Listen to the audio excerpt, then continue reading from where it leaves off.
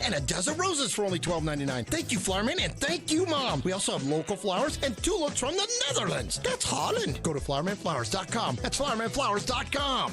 Did you know Chevrolet of Troy is offering savings up to $10,000 off new Chevys and the lowest prices in the area? We take pride in being your premium dealership to buy your new Chevy for the absolute lowest price, guaranteed. Over 100 brand new Chevys to choose from. Customer service is our top priority, and we make financing easy. Being a full-service, state-of-the-art premium dealership makes Chevrolet of Troy your absolute best choice. For your new Chevy, 1375 South Market Street and online at ChevroletofTroy.com.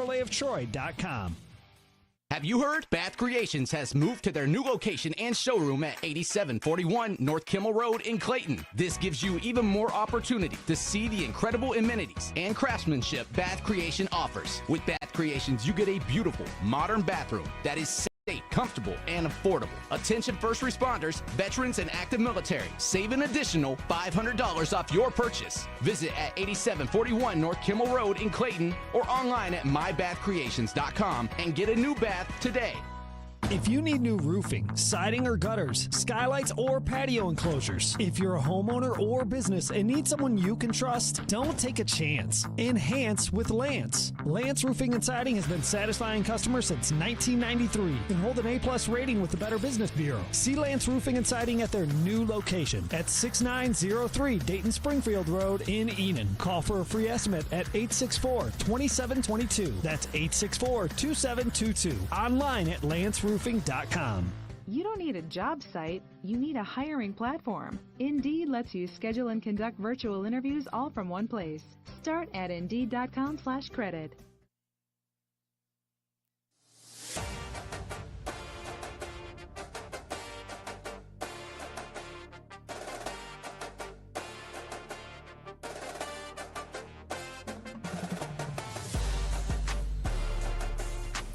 We are off and rolling here on a Monday. We welcome you in. It's the Kinner and Kev Show, Dayton's ESPN Radio, 1410 Wing AM. I'm Justin Kinner. He's Kev Nash. Mr. Kev Nash, welcome. What up, though? Happy Monday. Good Monday to you, sir. Let's see. What do we got? Well, the NFL draft is done. Yeah. Crap. Now what do we do? The schedule reveal. When does that come out? That comes out sometime in June, I believe. That's right, because the NFL dominates the calendar. That's good. So now we just got to fill some weeks. You know, a lot of PTO going to be used over the next, no, we have a ton to dive into here today. We're going to talk a little bit more Cincinnati Reds than usual. Nick Kirby, Chatterbox Sports, we'll catch up with him coming up here around the corner. The Cincinnati Reds have lost 5 straight. And I pulled some of these numbers. I thought this was interesting for a season that was supposed to be super exciting for a team that had a lot of promise, especially, with these young athletes with the bat in their hand. For the second time in their last 6 series, they have been swept. All right, they have been shut out 3 times since April 15th. They have 6 games of 1 run or less since April 15th. What the hell's going on? We're going to talk with Nick Kirby coming up here around the corner about what's going on in Cincinnati, and we have that coming up. NBA playoffs, the Cleveland Cavaliers, I thought for a stretch. Schedule releases this month. Producer Shaw chiming in. Thank you, Shaw. That was not a shot at you, Shaw. I promise. No, I thank you. I saw a graphic pop out for the schedule release, so I felt like it was coming up soon. Just wasn't sure when. But nonetheless, we got a ton to get into. What are we going into? Oh yeah, the Cleveland Cavaliers fight off the Orlando Magic. I was all preparing the show for all this. Man, this is going to be it for Donovan Mitchell. I said if they lose that series to Orlando, that's it. He is going to be gone. He will not be a Cleveland Cavalier next year. Well, we could put off that at least for potentially one more series. Cavs-Boston round 2. Yeah, Cavs got at least 5 more games left. At least 5 more games left. Boston in 5? Yeah, I'm going to roll with Boston winning that series. But, in my mind, obviously the players on the team and, super-duper diehard fans want them to continue to win and go to the NBA Finals and hoist the Larry O'Brien trophy. Look, I am, for lack of a better word, content that they got out the first round. I wasn't pleased the way they got out of the first round. I was expecting the Cavs to win it in at least 6 games. They almost did that. Great performance from Donovan Mitchell in Game 6 on the road versus Orlando, dropping 50. It just seemed like nobody wanted to come along for the ride. He scored more than half the team's points in that Game 6, and I was super worried going into Game 7 to be like, look, man, he left everything out there on the court. It's going to be the others that's going to bring us home if we're able to win that game. And my thought process going into the game was like, all right, this is the game that all the threes are going to fall. Everybody's going to hit threes. It's going to be a blowout. Donovan isn't going to have to even really break a sweat. I was wrong on that one as well. They found themselves down 18 points in the first half, and that 18-point deficit was a little bit different from a lot of other deficits that face the NBA nowadays. They just look so bad. Dead in the water. Dead in the water. Turnovers left and right. Not rotating on defense. And one thing about this Cleveland Cavaliers team is they still play good defense. They were not playing good defense in that first half. I mean, Orlando was getting wide open threes. Orlando was one of the worst three-point shooting teams in the NBA, and they were on fire. And the main reason they were on fire is because they were super late on their rotations. They were going under on screens on guys that they shouldn't be going under on screens. They were not chasing out to the corner three-point shooters. But, they found something. They found a spark from Karis LeVert late in the second quarter to cut that lead to 10.5. And I was texting with everybody during the game. I was like, look, down 10 at the half, as bad as they played, I'll take it. Like, hey, just be down 5 going into the fourth quarter. And they found themselves up 4 points going into the fourth quarter, and they were able to extend that lead. Great performance from Donovan Mitchell. Great performance from Karis LeVert. Defensively, Evan Mobley was outstanding. Still need him to grow as an offensive player, but as of right now, I'm good. They've made it to the second round. They're going to take on the Boston Celtics and, let the chips fall where they may. Kenner and Cav, 1410 ESPN Radio. Again, we'll have more of the Cavs series coming up around the corner. We have a lot to dive into as far as that's concerned as well. But we'll kick off the show with a little what's trending, kind of what's going on in the world of sports, especially coming out of a very, very busy weekend. Are you a Kentucky Derby guy? Yes and no. More no than yes. So my relationship with the Kentucky Derby goes to me going down there and just having fun and going to parties and kicking it. Not necessarily watching horses run around a track. Yeah, I think so. Look, I like the Kentucky Derby. Don't get me wrong. In fact, I went for my bachelor party. That's right. We went. We didn't go to the Derby. We were a little too poor to go to the Kentucky Derby. But we did the second best thing you could do at Churchill Downs, which is the opening weekend at Churchill Downs. In fact, the tickets that we had were like $25 to go to opening weekend, and to sit there and take it all in and whatever. But a week later, the Kentucky Derby, the same $25 tickets that we had were thousands and thousands of dollars. So, yeah, judge me all you want. $25 to watch horses run around when I don't really know much about horse racing. I think that the Kentucky Derby is the most peer-pressured sporting event out there, which means you just feel like you have to say you like it. You just feel when we're really just watching a bunch of horses just run in circles. We really have no idea. You think there's really not a whole lot of difference between that and NASCAR, except the difference is you get to wear ripped up jean shorts and cutoffs and drink your beer while you're at a NASCAR event. But for this, a little hoity-toity. Right, an excuse to get dressed up, excuse to dress fancier than you usually do, buy extremely overpriced beer. The mint juleps. The mint juleps are that was almost like $15 a cup, a small cup, a commemorative cup. You get to take it home with you. So whatever. If you hold on to that and don't break it by the end of the night, more power to you. But look, that's all about the hoity-toity ritziness of it. I bet you half of those people don't even know anything about horse racing, but they're going because the peer pressure of everyone else is going. Yeah, it's a look at me event. It's an event for the celebs. It's an event for the elite. You can take your pictures like you talked about. You can dress up, look all nice, and have a good time. It's all about the kicking it. So with that, Mystic Dan wins the Kentucky Derby. For those of you out there who are on the edge of your seat wondering which horse won, there you go. That horse won, Mystic Dan. But nonetheless, the 150th Kentucky Derby, Cav, averaged 16.7 million views. It's the largest audience since 1989. Wow. And at one point, it reached 20 million views, which is the highest peak in the history of the Derby. So enough people found enough interest in a bunch of horses running in circles. 20 million to be exact, had enough interest to tune in. I mean, I'm sure a lot of that also had to do with so many other states being able to bet on the apps nowadays. Yeah. So you place your little wager and then you tune in. I mean, shoot, the race lasted, about 2 minutes? So, yeah, absolutely.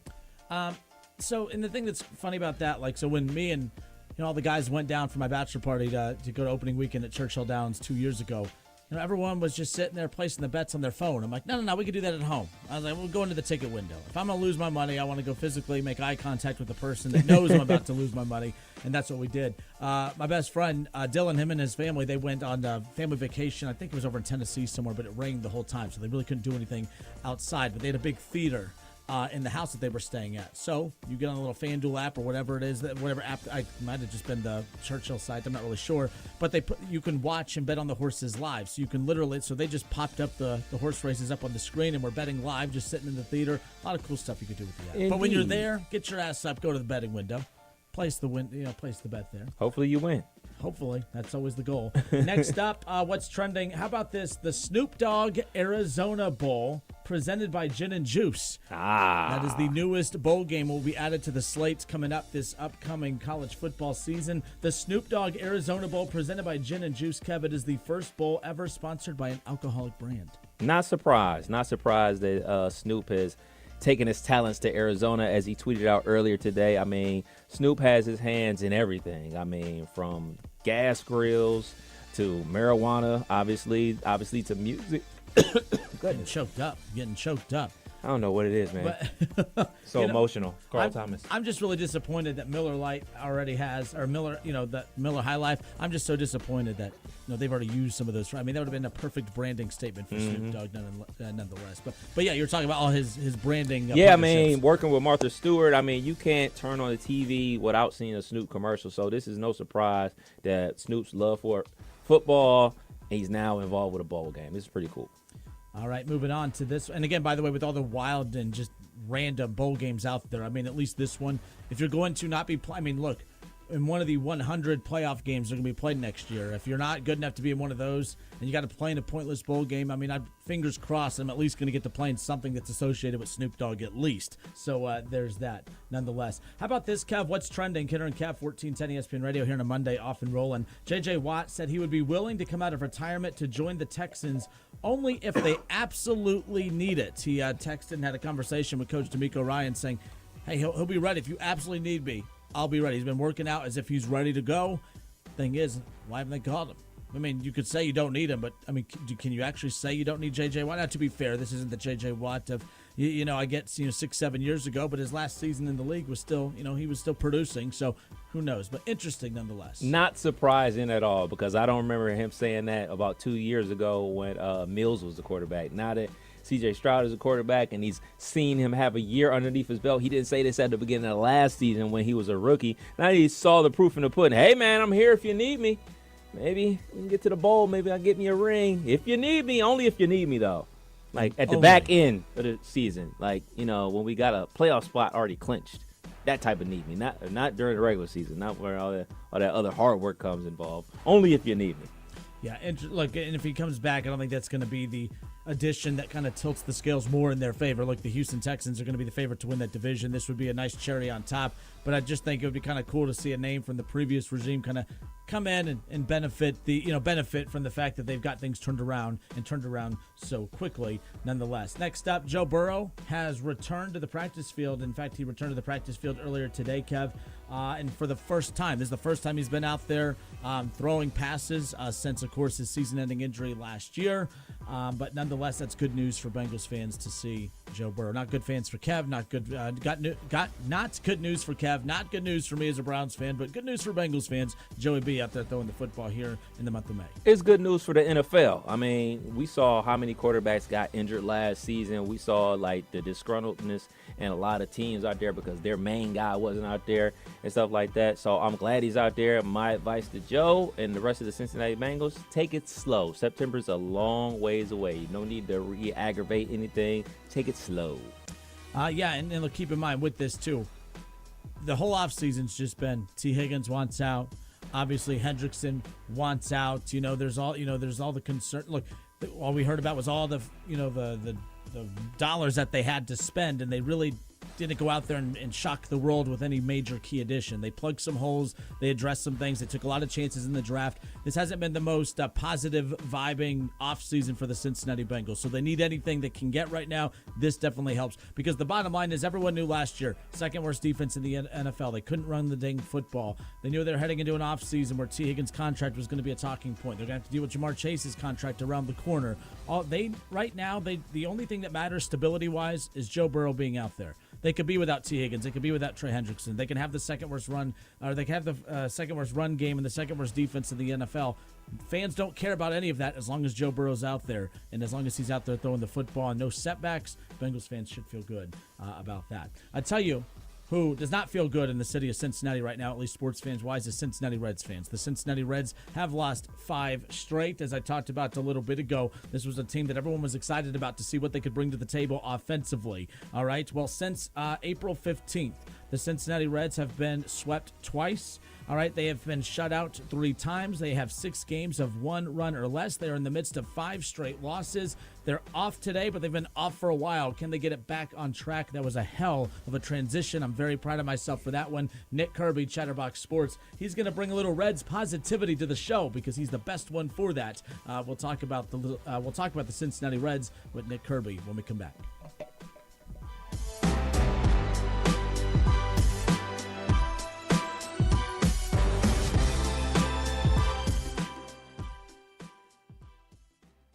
ESPN 1410 Wing AM weather. Forecast, a chance of thunderstorms, mostly cloudy and 62 tonight. We'll see a chance of showers, severe thunderstorms, and 78 for the day on Tuesday. Mostly sunny Wednesday, slight chance of an afternoon storm and a high of 83. I'm Rick Schremp for 1410 ESPN Radio. Hi, this is Quentin. A little thing I love about Chick-fil-A chicken strips are how satisfying they are. The chicken strips are amazing. They're always filling, crispy, tender, and juicy. Definitely one of my favorite things on the menu. Especially when you add in that Chick-fil-A sauce. Always the perfect combination. And then personally, you know me, I'm getting a 4 count. I want as much chicken as possible. I'm that guy. Whenever I get them, whether it be lunch or for dinner, in my household, it's always a winner. Order the chicken strips on the Chick-fil-A app today. Real customer paid for their testimonial. This is the sound of a popular American motorcycle. It's the sound of freedom, the open road, really good times. And this is what it sounds like with a drunk guy in it. How do you like the sound of that? Cops are cracking down on drunk motorcycle riders. If you ride drunk, you will get caught and you will get arrested. Drunk riding. Over the limit, under arrest. Paid for by the U.S. Department of Transportation. Hey, let me tell you about the advantages of driving with my friends at Cordell Transportation. First of all, for the new year, they're offering brand new equipment to drive. They purchased new equipment, and not a lot of people could say that, but they've got it, and they're ready to roll with you. Cordell Transportation is offering an incredible $5,000 sign-on bonus paid over 18 months. If you're an experienced Class A CDL driver looking for excellent benefits, home daily dedicated lanes, no-touch freights, then apply today online at CordellTransportation.com. Cordell Transportation, driven to succeed. When I got the news, I was shocked. I was scared. I was angry. When I heard it could be treated with the right care, I was relieved. I was happy. I was given a second chance. Urology Specialists of Ohio offers men peace of mind. 5 physicians and 5 locations. Now accepting new patients. Make an appointment with a physician that cares about your health and prevention. Urology Specialists of Ohio, Beaver Creek, Springfield, Urbana, Xenia, and London. Online at urologyspecialistsofohio.com.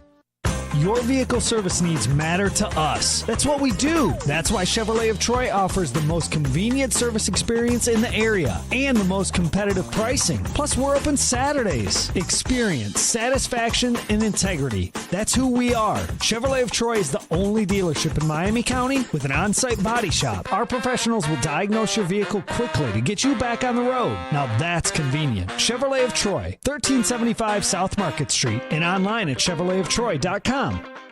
By now you should know Audio Etc. has all the same sales and deals on TVs and projectors as everyone else. But did you know we also have some of the world's best hi-fi? Hi, this is Kirby from Audio Etc. And we do have some of the best home theater high-fidelity gear on the planet. Not only do we have your favorite brands like Clip speakers and SVS subwoofers, but audiophile greats from Bowers & Wilkins, Kef, NAD, Marantz, Cambridge, Mark Levinson, and plenty of vinyl and tube gear. Plus exotics you only see in in the magazines. Stop by today and visit Audio Etc's crazy cool showroom and see and audition the best audio and video it has to offer. While you're in, check out our huge selection of pre-owned vintage gear, a great way to afford great gear otherwise out of reach, or revisit old classics. Audio Etc. Sound advice you can trust. Audio Etc. 551 Congress Park Drive at the corner of Paragon in Centerville, or call 434-9770. Audio Etc's crazy cool showroom.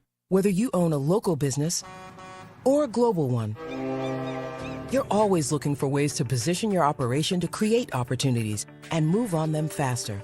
With Bank of America, you get access to experts, award-winning insights, and business solutions so powerful you'll make every move matter, locally and globally. Visit bankofamerica.com/banking for business to learn more. What would you like the power to do? Copyright 2024 Bank of America N.A. Every business faces challenges, but complicated, expensive, and uncertain shipping shouldn't be one of them. With USPS Ground Advantage from the United States Postal Service, you can avoid all the noise. No more unexpected surcharges, hidden fees, or complex rate structures. It's just easy, cost-effective, and dependable shipping. Tune your business's frequency to success and turn shipping to your advantage. Learn how at USPS.com/advantage. USPS Ground Advantage. Simple, affordable, reliable. MiamiValleyRoads.org is the source for details on major road construction projects in our region, including commute solutions to save time, money, and stress. Track carpooling, biking, or taking transit when possible. Adjust your schedule or find an alternate route around construction to reduce traffic congestion and air pollution. ODOT and MVRPC are working to continue shaping the region's future together. Visit MiamiValleyRoads.org for a list of projects from ODOT and resources to improve your commute, or call 937-223-SAVE. The Reds are on the radio. Every hit, every strikeout, every Reds victory. You can catch all of the action all season long right here on Dayton's home of the Reds, 1410 ESPN Radio.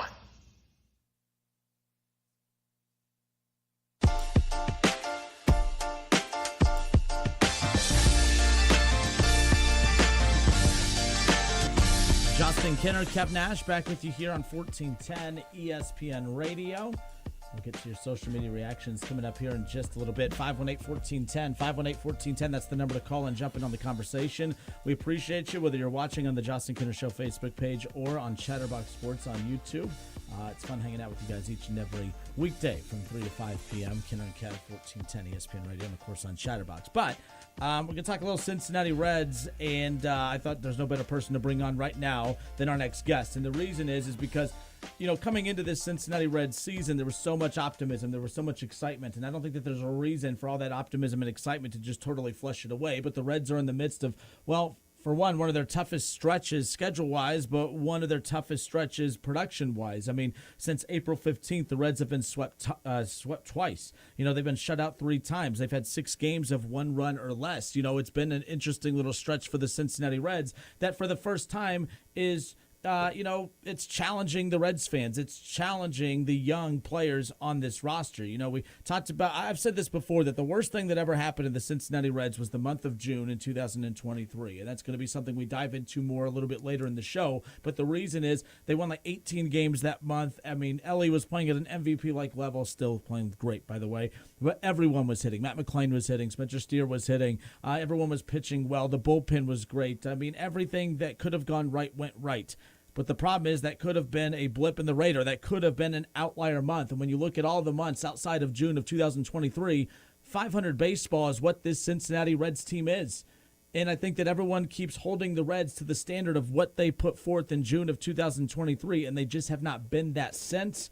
And that's been a little alarming for a team that had so much expectations coming into the year. But to talk about the Reds' recent struggles and why we should continue to be optimistic about this team moving forward, Nick Kirby, Chatterbox Sports, hanging out with us now. Nick, it has been a while, my friend. Welcome. Hey, Justin. How you doing? Another day in paradise, as I always like to say. Now, listen, I need you to bring that positivity to the table because Reds fans are starting to lose it a little bit. They've lost 5 straight. You heard me kind of talk about their struggles since April 15th, you know, being shut out 3 times. They've been swept twice, 6 games of 1 run or less. You know, the pitching hasn't been terrible. It's just been the offensive woes that have really plagued this team thus far. Yeah, I got to be honest. I can't remember a series, or at least maybe I've lost it in my memory as bad offensively as that one, the Reds against the Orioles. I was talking last night with Trace on Chatterbox Reds about it. There's been worse Reds teams, even worse Reds offenses than the injured lineup that the Reds have now that never had a series that bad offensively. So you try to put some of that in perspective, that it's just, a really, really bad stretch on top of a lineup that's probably not very great right now. And you try to remember it's a long 162-game season, but look, it was a brutal weekend of baseball. I watched it too. Nick, and with that being said, it's through these struggles recently, so much we talk about with teams that are as young as the Reds. Man, these guys have got to learn how to win. They got to learn how to play a 162-game season. With that, yes, you need to learn how to win, but learning how to lose and shake yourself out of a slump is also a part of it. I think that this off day today is very important, especially coming off that series against the Orioles. They have to find a way to shake that off. Luckily, this has been a team that when they've had bad road outings, they've turned it around with a really good showing when they return to Great American Ballpark. And luckily, they have quite a few games coming up. They have 3 with the Padres. They have quite a few games with the Dodgers, and obviously the Cardinals around the corner to take them out to help close out the month of May. A return to Great American Ballpark obviously going to be very helpful for this young team that's trying to learn how to lose and shake off the struggles and try to get back into their winning habits. Yeah, it's a lineup that has a lot of guys in positions that you really didn't expect at all coming into the year. I think maybe that's the biggest issue right now. You got guys like Will Benson having to face left-handed pitchers almost every day. He was supposed to just be a platoon player. You have him batting leadoff. TJ Friedl is supposed to be your leadoff hitter. Hopefully he'll be back on Tuesday. It sounds like it's trending that way. You go up and down the line. Santiago Espinal was supposed to be your bonus infielder, but he's been having to play every single day.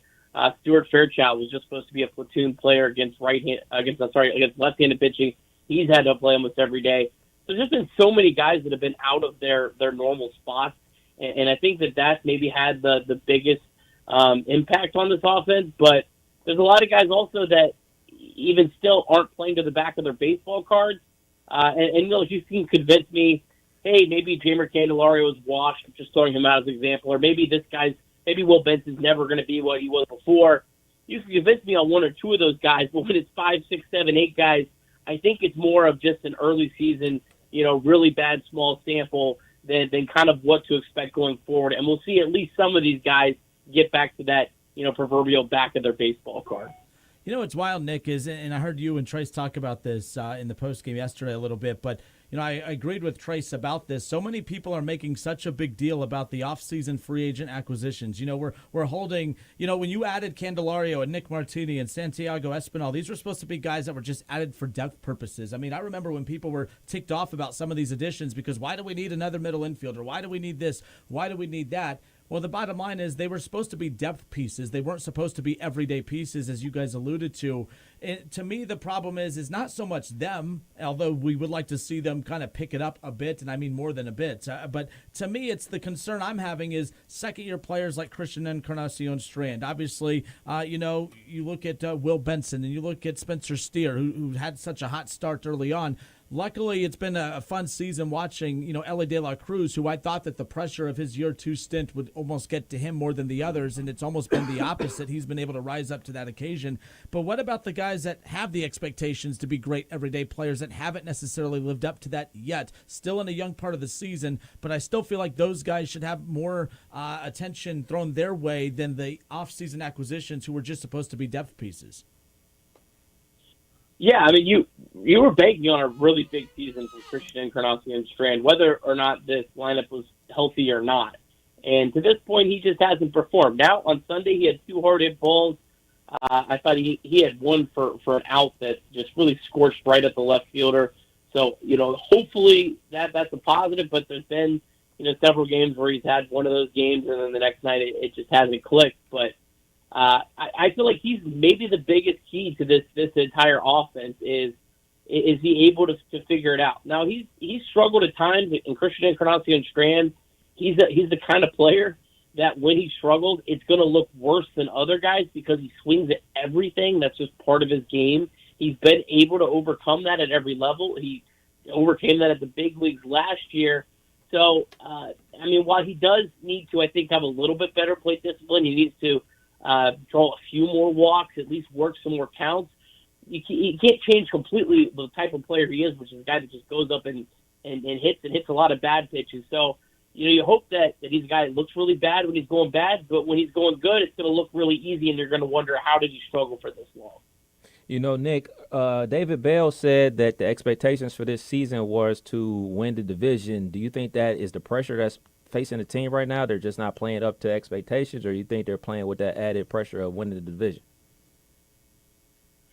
I don't know if it's the pressure of the division. The Brewers and Cubs have played very well to this point, so I think they probably played a little better than you would have expected. I think the Reds are 4.5 back, so they haven't buried themselves, but they're maybe a week away from burying themselves if they have another bad week coupled with the Brewers or Cubs playing well. It doesn't feel like it's really the added pressure. I think it's just more so, just guys not playing up to their level or slow starts, and then too many guys playing out of their roles more than anything else. I don't think it's a pressure thing, but again, you never know. There was some comments on the broadcast yesterday from Barry Larkin that kind of threw me off. Barry Larkin's usually a very almost a cheerleader for the team, but he seemed pretty upset with the lack of frustration. He thought that they should be more frustrated with the way they're playing. So maybe there is a little bit more to that than might typically be in a spot like this. Speaking of frustration, when is it okay for the fans to start officially getting frustrated? It's May 6th. It's early. We're still distracted from the NFL draft. Mini camp is starting for football. Us NBA fans are knee-deep in NBA playoffs, so we're still kind of distracted. So when would fans have the right to be upset? Well, I think fans are going to be frustrated any time of the year, day one, day two. But if you try to, I guess, be a little more realistic, the Reds are one game out of a playoff spot right now. So it's not panic time, I don't think, by any means. But like I said before, the Reds are in a really tough stretch the rest of this month of May. They're going to play some very difficult competition. I don't think the Reds need to go out and play great. I don't even think the Reds necessarily need to even play 500 for the rest of the month. But if the Reds can just be competitive, not be at the end of May, be only a couple games below 500, I think they'll be set up in a decent spot. But if this 5-game losing streak becomes you've lost 12 of 14 or something like that, you could, bury yourself a little bit, and the games in May count the same as the games in September. So that's definitely a concern of mine. But the positive is the pitching is pitching really, really well right now. You hope that can keep up. This pitching is very deep. The Reds just optioned a reliever down to AAA that has a 0 ERA. I know there was some contention about that, but the pitching is very deep, and I think that's going to help the Reds avoid these long losing streaks, these long stretches of really, really bad play, just because every single night you feel confident that the guy starting gives you a chance to win. We could talk about David Bell's expectations. What were your expectations for the team coming into the season? I would say make the playoffs. I wouldn't say I don't know if winning the division necessarily is an expectation, because you have to tell me, how many wins does it take to win the division?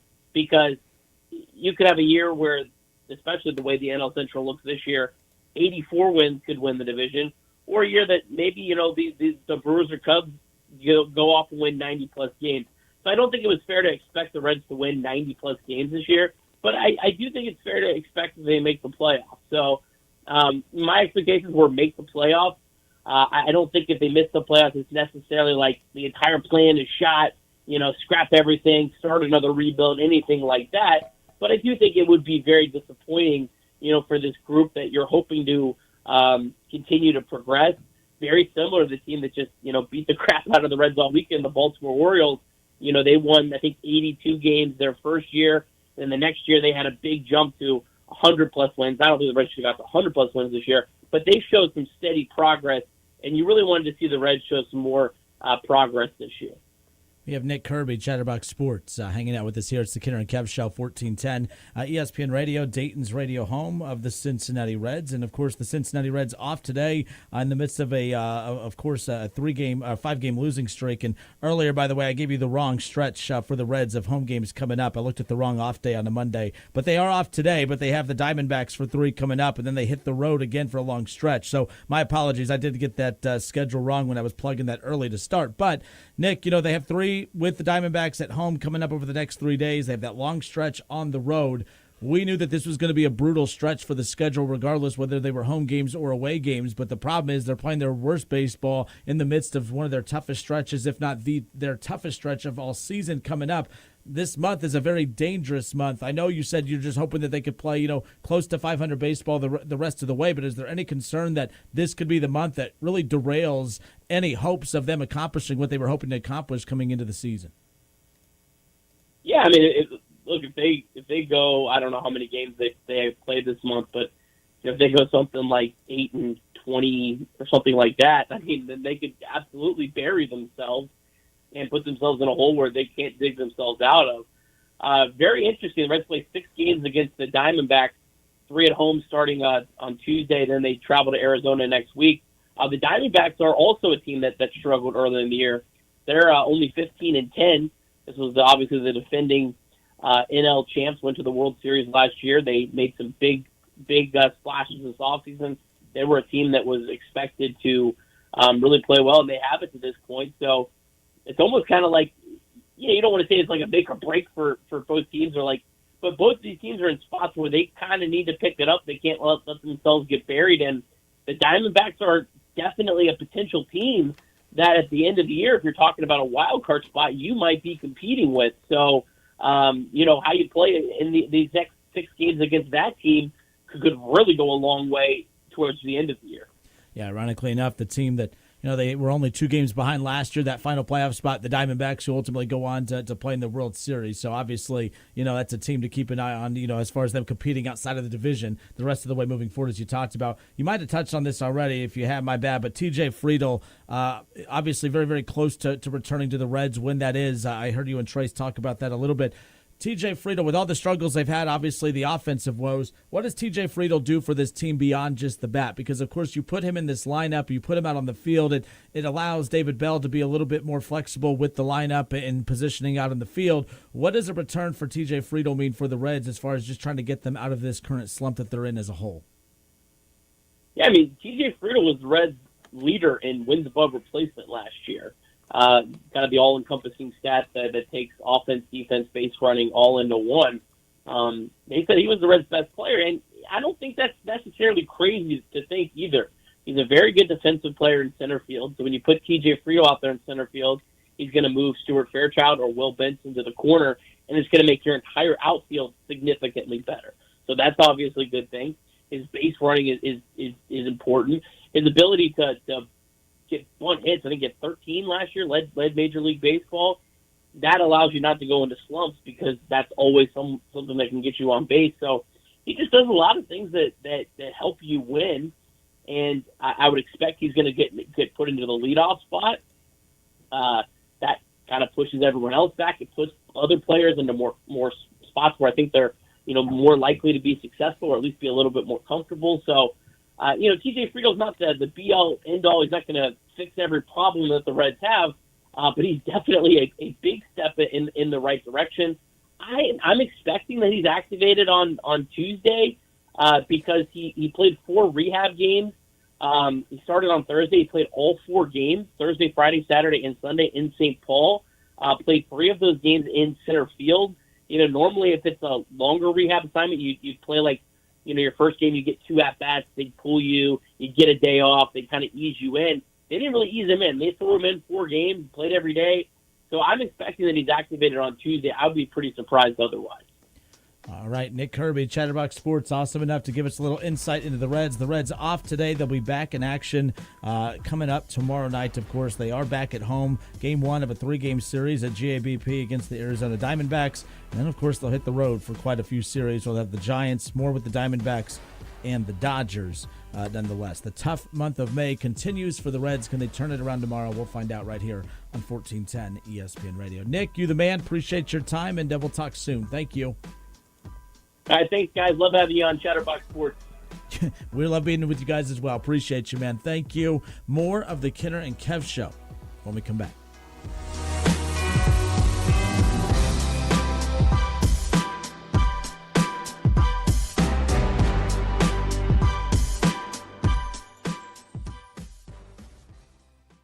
Old English Outfitters, 50 years keeping you outdoors and on target. Check out the specials page on their website for exclusive deals. Old English Outfitters, 480 Ginghamsburg Road, Tip City, Ohio.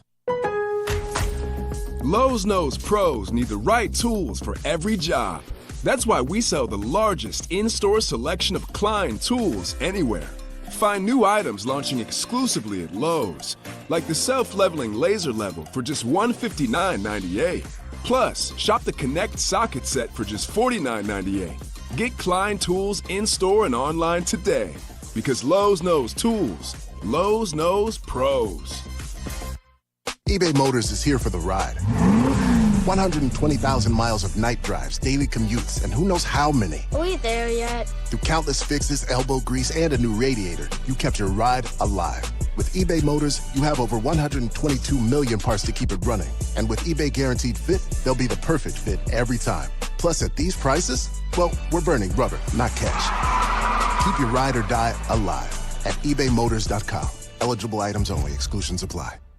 Getting quality employees to fill positions in your company is essential, but finding those people can be a major hassle unless you use ZipRecruiter. ZipRecruiter makes finding quality people a breeze. ZipRecruiter's advanced technology identifies candidates with the right skills, sends you great matches, then you can easily invite them to apply. 4 out of 5 employers who post on ZipRecruiter get a quality candidate within the first day. See for yourself. Go to ZipRecruiter.com/free to try ZipRecruiter for free. That's ZipRecruiter.com/free. Flo here from Progressive to tell you how you get more than great savings with us. You get customer service access through our mobile app, online chat, or by phone. That's a lot of ways I can get in touch with you. I see what's going on here. You can't name favorites, but I'm your #1 customer. Actually, we offer all our customers these ways to contact us. I'm sure you give just any customer your personal company contact info. Well, you did call us more than any other customer this year. So in that sense, you are our #1 customer. Get help from Progressive through the website, app, chat, or phone. Progressive Casualty Insurance Company and Affiliates. Are you involved with a school or charitable fundraiser that holds an auction, bid and buy booth, or a raffle to raise money? Many of the most popular items at auctions or booths are autographed sports memorabilia items. How can you get great items in your event? Call Adam Walter at Sports Investments. Sports Investments has a consignment program for fundraisers that has provided outstanding items. You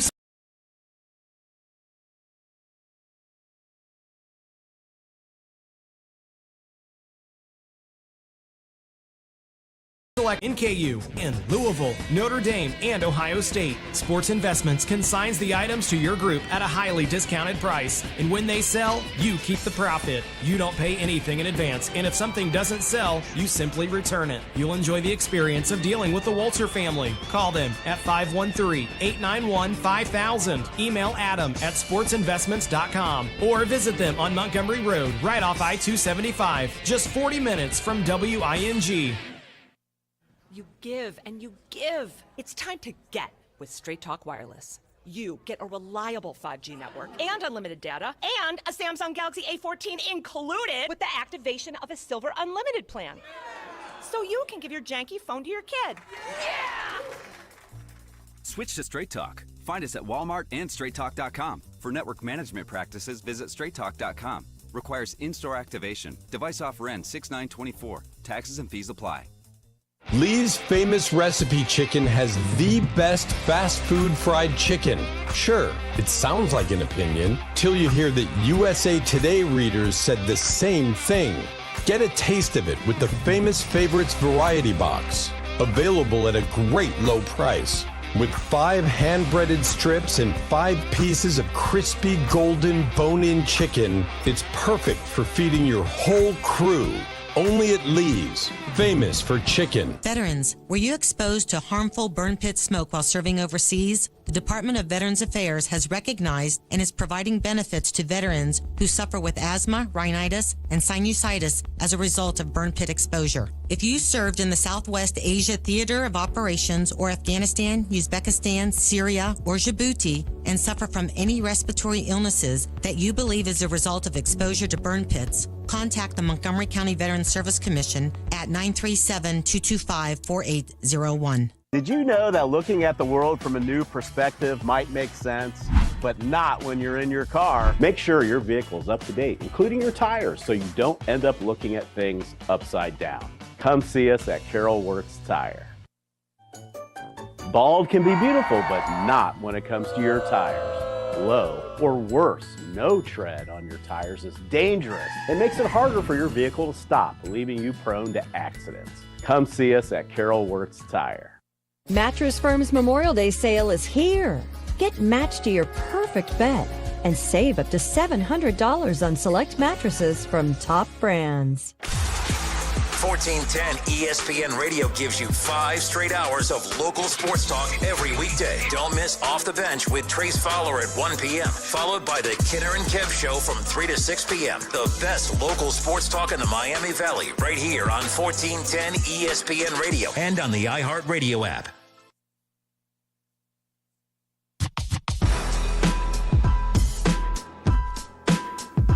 And we are back. Thank you to Nick Kirby, Chatterbox Sports, giving us a little time today.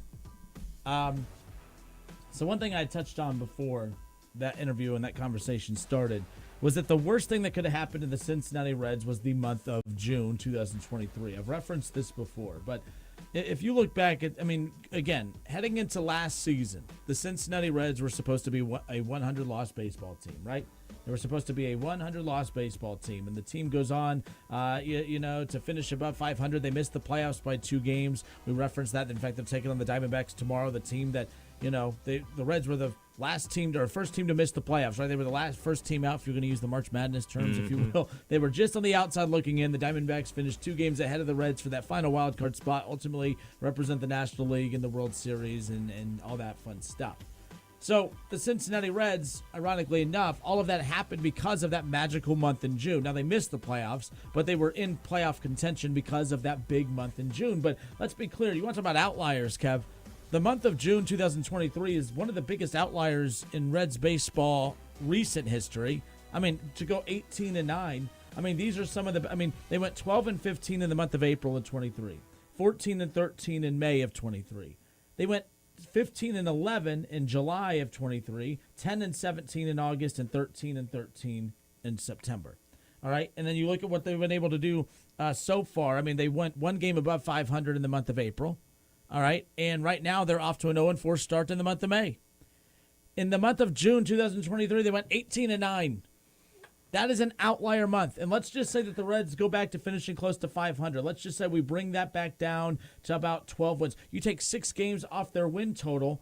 Now, all right, now you're looking at a 76-win team last year. Let's say instead of 18-9, they only won 12 games.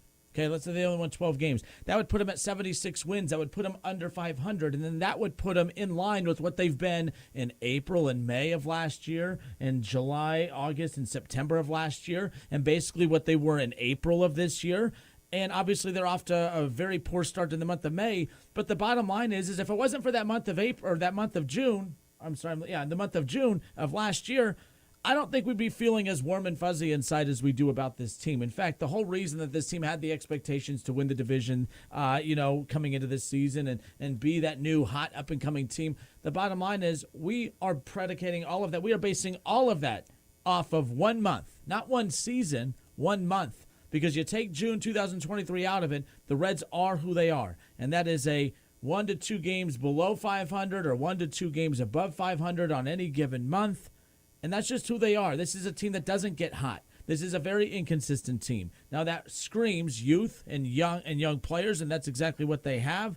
But I still go back to that June of 23. The reason there was such excitement there, it wasn't just that they won 18 games, it's who they were beating in the process.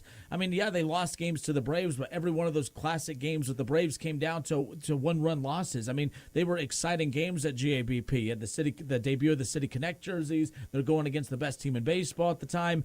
Everyone's showing out. Joey Votto's hitting home runs, Ellie De La Cruz hitting home runs, stealing bases, the crowd's going nuts. Everyone just felt like the Reds had arrived. And outside of the month of June 2023, Kev, that outlier month, the Reds are who they are, and this is who they have been for pretty much every month over the last season and a quarter. You're using the word outlier. Some people use the word fluke for that month. And I know that's like a harsh term to be using about a team that people care so much about, but like you bring up those numbers. I can't sit here and act like I follow the Reds on a game-to-game basis. I keep track of them. I know that they're not playing good baseball right now. I know they're in the middle of a losing streak, but you point out those numbers, man. That's quite alarming to look at it from a snapshot point of view of 1 month, and like you feel good about things going into the following season, but you're all right. Like Nick said, hey, the games in April and May count just like they do in September. So when you add all these things up and you look at it from the bigger point of view, that's quite alarming. So my question would be, now that you've pointed that out, when is everybody else going to figure that out? Yeah, and that's the thing. Now, to be fair, Nick he is Mr. Positive, Nick Kirby. He was also not as positive about the season projections for this team as what the other negative people are at times. But a lot of that had to do with the pitching. I knew that if Nick Lodolo and Hunter Green and Graham Ashcraft and Andrew Abbott, and then, of course, you go and get Martinez and you go and get some of these other guys, like there was depth added to the pitching and stuff. And to be fair, the pitching has lived up to the expectations as far as that goes. But I don't think everyone that felt all warm and fuzzy inside about this team, it was because of the pitching, although that was the base of it. It was because Matt McClain, it was because Spencer Steer, it was because TJ Friedel, it was because Ellie De La Cruz and Christian Encarnacion Strand. And then you go and you add a Candelario, and he's been Candelario for 5, Candelario for 6, Candelario for 7.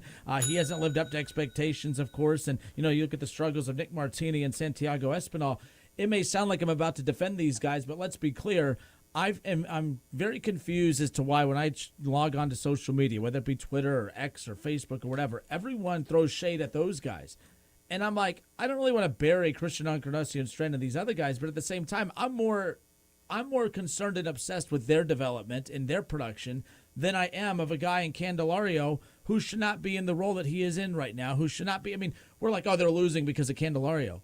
I mean, to act like because there's no Matt McClain out there that's why this team is struggling, and TJ Friedel, it would be nice to have those two back. But do you guys really think that TJ Friedel and Matt McClain would be good enough to overcome Spencer Steer, who's been so inconsistent? Do you think that they would be able to overcome Will Benson, who's hitting, at that 200 line right now? Do you think that they'd be able to overcome everyone not stepping up? Christian Encarnacion Strand, who has missed not even a full handful of games this season. He's been out there. People bring up, oh, well, he's been injured sometime. I think he's played in 28 to the 30-something games. I mean, he's played and he's not producing. These guys have to produce. And let me be clear. Again, that month of June has totally changed things, right? Even though Christian Encarnacion Strand wasn't called up in the month of June last year, he still was hot when he got called up. He gets those big hits early on in his debut with the Reds and everything, and he's had some big hits. He's shown the ability to hit for power and everything else. But the bottom line is when it comes to the Cincinnati Reds, for me, this is a team that is still full of nothing but second-year players as far as the core is concerned. So this idea that Matt McClain being on this roster would totally change how this team looks and feels, you cannot guarantee me that Matt McClain would not also be having a second-year slump like the likes of a Christian Encarnacion Strand and like the Spencer Steer, who's, by the way, was off to such a hot start early. That's been brought down big time. All I'm saying is this is a super young team. And, right now we're witnessing it, and we're witnessing it at the worst time. I mean, playing the toughest teams in baseball, that's the worst stretch to be playing your worst stretch of baseball, and that's what they're in the midst of right now. You talk so much about the youth of the team. Like, what can be done about that? There's nothing that can be done, right? I mean, young is young. Like, you're just not going to magically get older and more mature unless you get more and more games underneath your belt. So are you already looking forward to next season? Oh, no. But that's the thing, though. They're going to have a month of June. They're going to have a hot month. They're going to have a hot stretch where we buy in again. We're going to talk some NBA with the Cavs here in a little bit. There was a stretch where the Cleveland Cavaliers were the best team in basketball. There's a difference. They were the hottest team in basketball.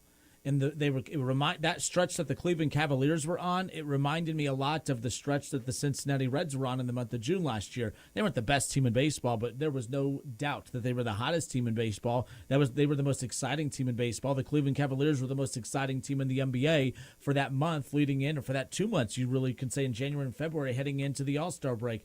And then they never really looked like that team again. The Reds have never really looked like that June team again.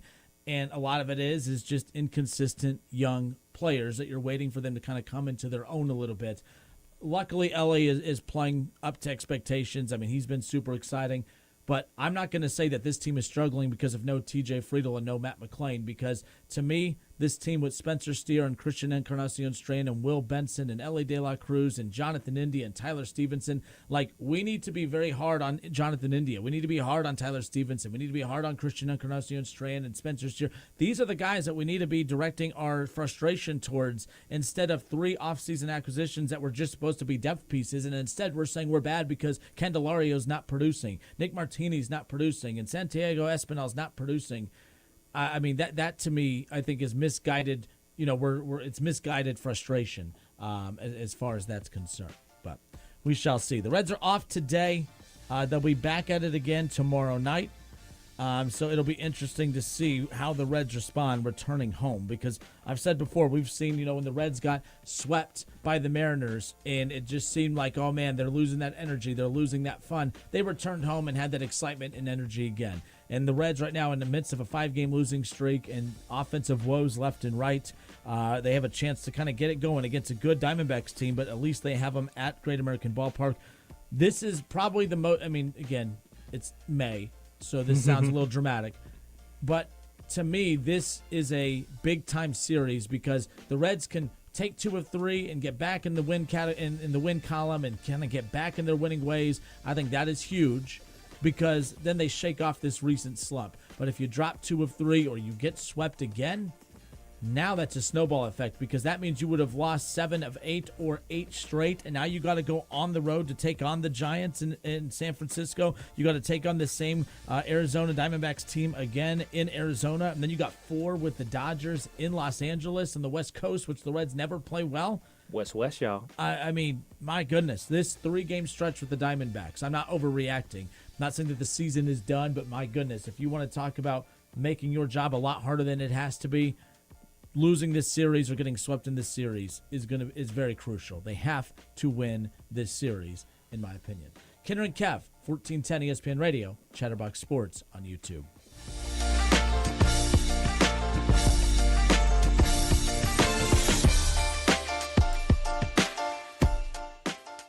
Hi, I'm Henry Winkler. My eyes are very important to me. My eyes connect me with everything I love.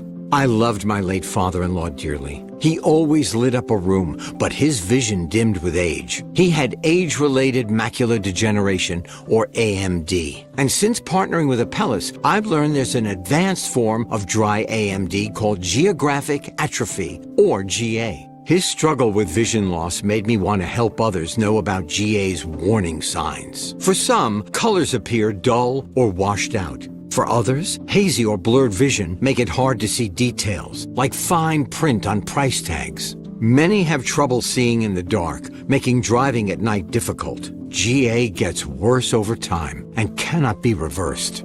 If you think you have GA, don't wait. Treatments are available. Ask a retina specialist about FDA-approved treatments for GA and go to GAWon'tWait.com.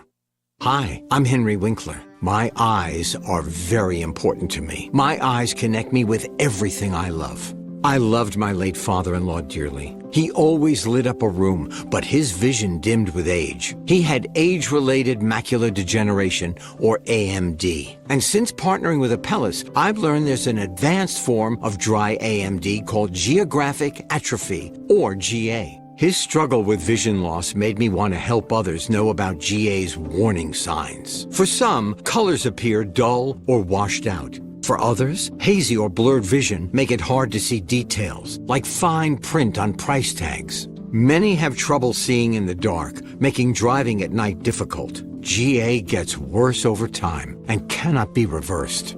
If you think you have GA, don't wait. Treatments are available. Ask a retina specialist about FDA-approved treatments for GA and go to GAWon'tWait.com. Save big money and transform your home with new appliances now at Menards. We offer the lowest prices and the largest in-stock appliance selection, ready to take home today. Check out top appliance brands, including KitchenAid, Maytag, Whirlpool, Amana, and Criterion. Upgrade your home and save big money on new appliances at Menards. Shop our entire selection of appliance options online today at menards.com.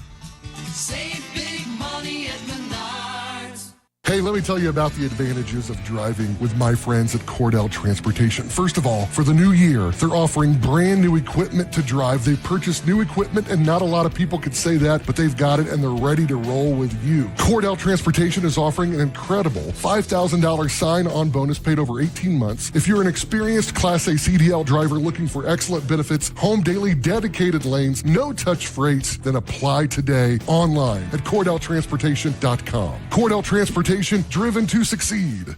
Eric was way behind on his taxes. I owed a lot of money to the IRS, almost $15,000. I tried to make payments. The IRS wasn't satisfied with Eric's efforts, so they came after him full force. They're coming to put a lien and a hold on all my income, my home, my car. I was just overwhelmed at what to do. Then Eric called Optima Tax Relief. When Optima Tax got involved, the calls would stop, the threats would stop. It was easy like, 1, 2, 3. Optima Tax Relief is A+ rated by the Better Business Bureau, and their team of expert tax professionals took care of Eric's problem. I owe $15,000, and now my debt is clean. I don't owe anything. Take Eric's advice. If you have a tax problem, you need to call Optima Tax now. Call Optima Tax Relief for a free consultation. Call 800-707-4522. 800-707-4522. 800-707-4522. Optima Tax Relief. Some restrictions apply. For complete details, please visit OptimaTaxRelief.com.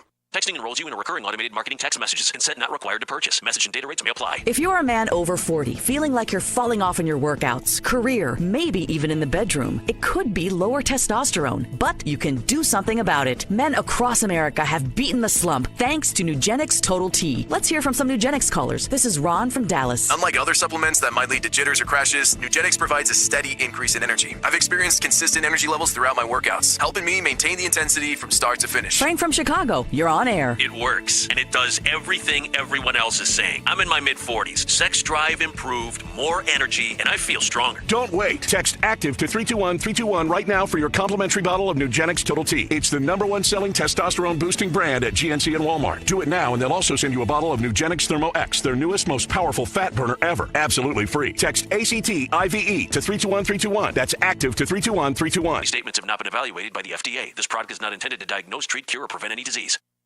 9 out of 10 hiring managers are having difficulty hiring today.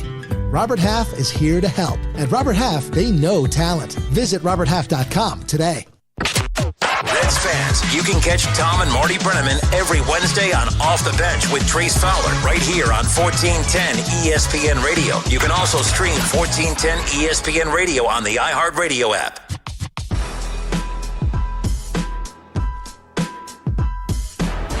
Hour number 2, Kinner and Kev Show, 1410 ESPN Radio, Chatterbox Sports on YouTube.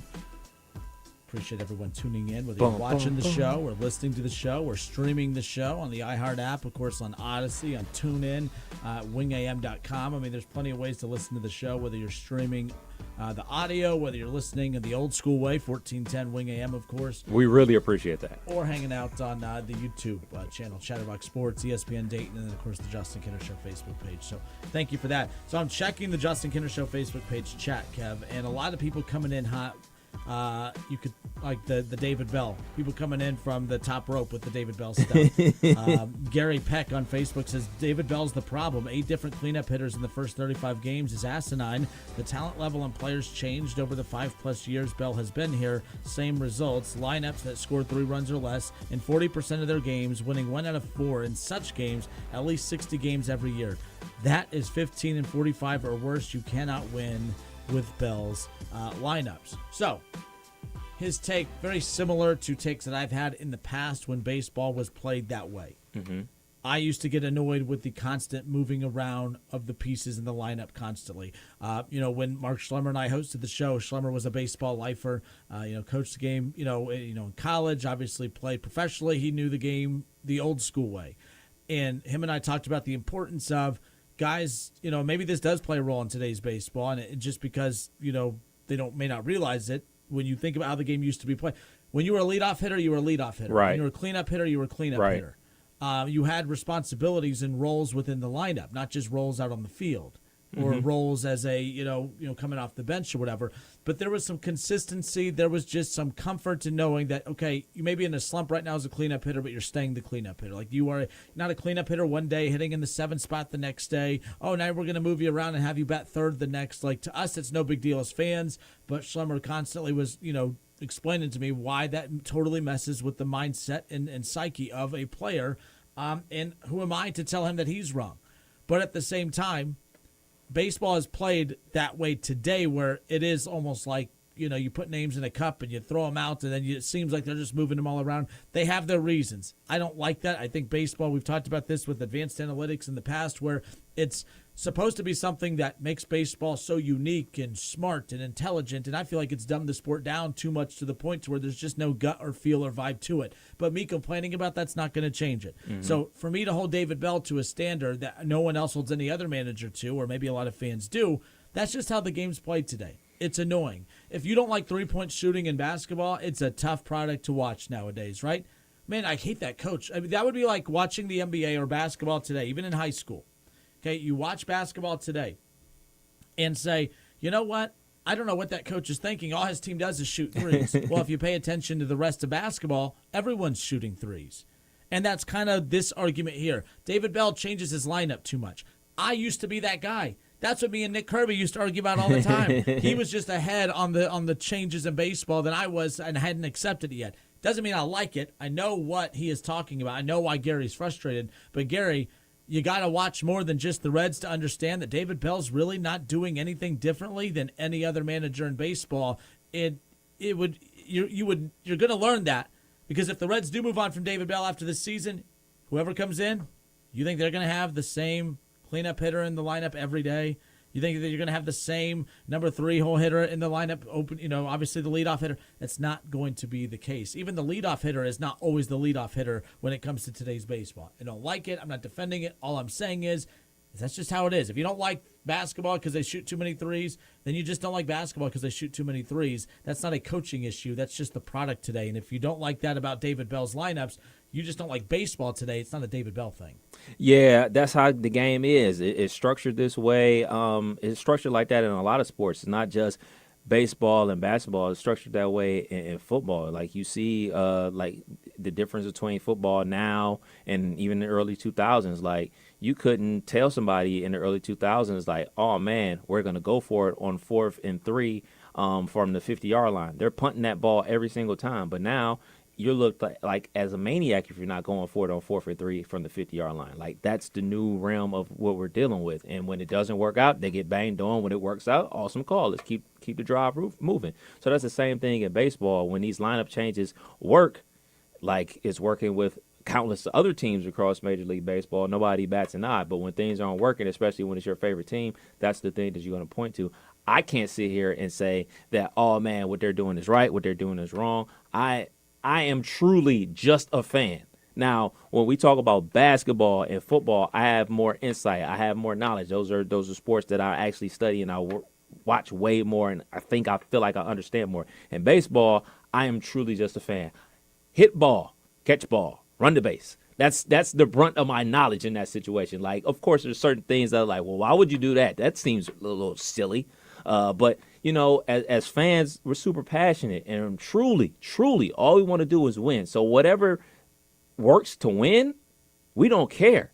Because guess what? If we were winning, if the Reds were winning at this point and doing all this switching, we wouldn't be saying a word. We'd be saying, whatever you're doing, keep doing it. It's all about producing. And right now, the players aren't producing because those are the guys that are most important, because those are people that are actually on the field. We can complain about David Bell switching the lineup, things of that nature. Hey, man, if he's switching it for a reason. He has confidence in you to execute what he wants you to execute. You as a player are not going out there to do it. Then we got to change it again, because that's the way the game works nowadays. Like, the days of, hey, man, you being a Hall of Fame player strictly off your glove, those days are over. You being a Hall of Famer strictly based off of your bat, those days are over. You got to be a super interchangeable player in baseball nowadays. It's Kenner and Kev Show, 1410 ESPN Radio. Gary responds, and there's no other team in the last 100 years that have used 8 cleanup hitters in their first 35 games. Yes, Bell is doing it different than other managers. And, first of all, I always appreciate listeners who do their homework and bring something because, I can't say he's right. I won't tell you you're wrong, Gary, but did you go back and research 100 years of baseball and find that every team out there? But I'm not mocking you, Gary, because I when you have a stance and you bring you bring talking points to it and you have number, that's cool. So like I said, I just think that today's game, very, very different. It's hard for me to jump on that. I think that, managers don't mean a whole hell of a lot in baseball like they used to. I think of all the sports out there, if you think about the coaching or the guy in charge or gal in charge, baseball is the least important in my opinion because, well, if baseball rules are third time through the order, you got to yank them. That's not a gut thing. That's not that's a genius decision by David Bell, who has, studied this and found his gut's telling him that the third time through the order is going to be no. Every manager thinks that, and every manager operates that way. So if I just know the how everything is run from that perspective, you can hire anybody that just remotely knows baseball to just follow these rules. To where back in the day it was who had the better feel for the game. Right. Hey, that's my pitcher. Hey man, he's at 120 pitches. Yeah, I know he's at 120 pitches, but this guy can pitch still with 120 pitches. But this guy doesn't. I need to know my roster. I need to know my guys. Now, some of you are having PTSD thinking about our guy Dusty Baker from back in the day, throwing those arms into the ground. But you know what? There's a reason every team that Dusty managed for was good, and he got the most out of him. Obviously, he has a World Series now finally under his belt. But, geez, and to go to that point, the history of this batter versus this pitcher, he's due and things of that nature. I guess that type of element has been taken away from baseball. I really wish it would go back to that, gut feeling because, these guys that are managers in baseball, most of these guys have obviously played in the league, have a ton of experience. Just let them be managers a little bit. Yes, obviously use the analytics. That is an important part of the game. But their gut is also a part of the game because if you talked about, if they're just strictly following the script, when they get fired, what are they being fired for? Hey man, I followed the piece of paper that you guys told me to follow. Don't fire me, fire the paper. But it doesn't work like that. Kenner and Kev, 1410 ESPN Radio, 518-1410, 937-518-1410. If you're calling outside of the Dayton area, of course. One listener of the show is calling from Chicago. He's not a big fan of the Candelario signing in the offseason for the Reds. We got Mr. E in Chicago. Mr. E, welcome. Thanks for holding. Hello, guys. Greetings. Thanks for having me. Absolutely. How are you? Pretty good. Yourself? Not too bad. Now, you're not big on old Mr. Candelario, are you? No, I'm not. I'm not big on him at all. And I think that, if we look at the season right now and try to think, it's a long season, there's more at hand right now than it being a long season and all that. And the Candy signing, I think, signaled to the leadership on this team and the young players that, he was supposed to be a backup guy, but just originally when we signed him, I didn't think that it was good for the players, that you believed in your players. I know that they need depth. They can understand that. Once I actually got to see Candy play, I noticed that just the way the clubhouse was gelling with him. And, Jake Fraley had a really good quote last season. He said there's two types of people in this world. There's those who give you energy and there's those who take energy. And from what I've observed, Candelario is an energy taker. I would say like an energy vampire on the team. And I believe that it's just created a problem in the team. I think it's an intangible thing, but I don't think he was a good fit to be in the clubhouse overall. So let me ask this based on so you're saying his energy is so bad that's what's bringing down the clubhouse? Well, I don't think it's single-handedly that, but I think it has a large part in that because I know that in baseball, when these guys, you get on hot streaks, you're very elevated. And just like in baseball, there's a lot of superstitions and all these things. And when you watch Candy, the way he carries himself, he has an idol. He's kind of like faking it. He's not really at one with himself. He's there's like a middleman. So it's preventing him from having direct at oneness with him. And when he carries himself, I don't know if he kind of fakes the funk a lot, and that takes a lot of energy to do that. And then for players to be around that, he's very animated if you watch him. He's a lot of extra movements, a lot of things that he does. And I can just say I've worked with guys like that on crews, and they are just, you can't really elevate around those types of guys. Baseball is a very sensitive sport like that. So I've observed that enough that I wanted to call in and really make a big point about that this Candelario signing, they didn't do enough research and homework. He is just a cancer for the team. So it's more than just his performance and all these things. He's a toxic player. Are you talking more like about body language and things of that nature? It's his, not just the demeanor, the body language, the way he interacts with the players. If you watch him on the field, he kind of acts like he's like their big brother or their like superior that they kind of have to like. He'll like tease them a little bit. I don't really think they're really having it. He kind of just, it's kind of like he's playing like a veteranship role on this team. You got Ohtani, on the other hand, who goes to the Dodgers and says, I'm a rookie. This is a new team to me. I'm going to come in humble, contrite, like a rookie. Candy kind of came in like, I got the big contract. I'm the big money man. You can't do nothing about it. I'm here. And I went to the White Sox series. I live in Chicago, and they played the White Sox. I just watching him. He was kind of like out of control, just running around, just like acting like he's like just kind of exalted himself. He didn't really earn any of this, and just the way he's carrying himself, he acts like he's carrying the team, and it's just kind of strange just seeing that. So I think just from these guys in baseball and knowing this group, I think that he has greatly affected this team. I think it's a big energy thing with the team, and I think he's a big one of the big problems that the Reds have right now is that signing with him. Mr. E, we appreciate the call, especially all the way from Chicago, being patient, waiting on hold. You the man. I appreciate that insight. Thank you. All right. Thank you very much. With that, and Nick alluded to it during our conversation, Nick Kirby, Chatterbox Sports, back in hour one, that Barry Larkin, who was, when he said basically the cheerleader to the team, you get a lot of those former players, on those, type of deals that, he's going to be the, one of the voices of the Reds, TV voices of the Reds. They're looking at throwing that former player scope, everything they do is jolly and great and all this, but he was pretty critical about the body language and just the lack of, urgency and aggression from the Reds, from that series with the Orioles. And he was talking about how concerning that was. My thing is you have a team that's I think hitting 224 as a team or something crazy like that. They're the worst hitting team in baseball. All right. They're the worst hitting team in baseball right now. So they're hitting 210. They are hitting 210 as a team right now. Dead last in Major League Baseball. That ain't good. So that right there, that might be, I think everyone a little salty. Everyone's a little not feeling themselves. Their head is hanging as far as that's concerned. But I will say this is where baseball is starting to be different than other sports. I'm here to tell you, in college football, if you're losing and everyone's hanging their head and they're not playing hard, guess who they blame?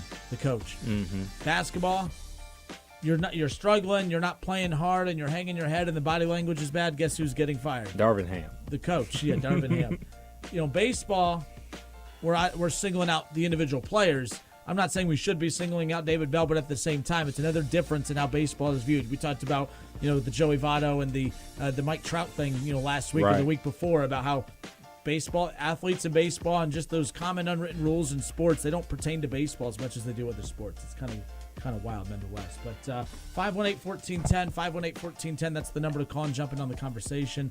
Shaw is on hold, so we're going to get to him coming up here around the corner. Wonder what he wants to talk about. I think I read he was calling to admit that Michigan cheated. Finally! Shaw will admit that Michigan cheated. Thank when we come back. Now, more of the Kenner and Kev Show, 1410 ESPN Radio, Chatterbox Sports next.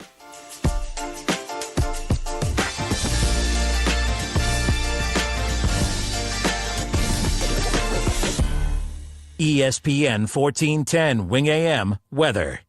Forecast, a chance of thunderstorms, mostly cloudy and 62 tonight. We'll see a chance of showers, severe thunderstorms, and 78 for the day on Tuesday. Mostly sunny Wednesday, slight chance of an afternoon storm and a high of 83. I'm Rick Schremp for 1410 ESPN Radio. The good folks folks at Wendy's have a revolutionary new product for you. Introducing the new Orange Dreamsicle Frosty. It's like a time machine that takes you all the way back to now, the year 2024. It's the classic, creamy, orangey flavor you remember. Dare I say, it's new-timey. It's the flavor you grew up with, just all grown up. Head over to your local Wendy's establishment and get yours while supplies last. The new Orange Dreamsicle Frosty. Here for the now, for now. Limited time only at participating Wendy's. Do you want a job that is flexible, secure, and fun? It also offers excellent pay and is ranked as one of the best jobs in America, too. I'm talking about being a dental hygienist. And all you have to do is complete a 2-year program after high school. Visit ODA.org to learn more and to start helping people love their smile. This message is brought to you by the members of the Ohio Dental Association. If you need bold banners to boost your business, but you're on a budget, think Staples. Posters, flyers, signs, and menus for less? Think Staples. Staples can print anything you need to move your business forward. Now at Staples, save $50 on your print purchase of $150 or more. Same-day service available on hundreds of items if you order by noon. And all backed by Staples' Print Perfect guarantee. So it's done right or it's printed again free. Staples, your local print and marketing expert. N61, visit staples.com/print for details. Progressive knows finding your new home was a dream come true. You wanted a walk-up with central air and a skylight, and you found it. Now, every Friday night, you get to fall asleep to the sound of your downstairs neighbors' dance parties. Progressive can't save you from your noisy neighbors, but we can save you money when you bundle your home and auto with us. Get a quote at Progressive.com. Progressive Casualty Insurance Company affiliates and other insurers not available in all states. Sick and tired of achy joints? Dread the idea of surgery? You need to call QC Kinetics today. Hey, it's Keith Byers. Listen, the state of healthcare is always changing. The old ideals like steroids and surgery are no longer your only options. Regenerative medicine at QC Kinetics is transforming lives with innovative, non-surgical, drug-free treatments that deliver lasting results. Knee pain, back pain, shoulder pain, from arthritis or injury? Don't let this pain keep you from living your best life. QC Kinetics advanced state-of-the-art treatments harness and direct your body's natural ability to restore and repair damaged joint tissue. This is a revolutionary approach that can get you long-term relief with no downtime. Make 2024 the year you reclaim your mobility, reclaim your independence, walk and run and play and live without the danger and trauma of surgery. And without harmful drugs, call QC Kinetics now for a free consultation. 937-936-0325. Frickers doubles your savings when you use the Frickers app. Frickers doubles your points on everyday value menu item. Monday, boneless frickin' chicken wings. Double points on the Frickers app. Tuesday, traditional frickin' chicken wings. Double points. Wednesday, sirloin steak. Double points. Thursday, frickin' chicken chunks. Double points on the Frickers app. When you download the Frickers app, you can even earn points by choosing delivery. Frickers mobile app now offers delivery. Everyday values, double points, and delivery, all by downloading the Frickers app. Your best value is always Frickers. Delivery participation and hours may vary by location.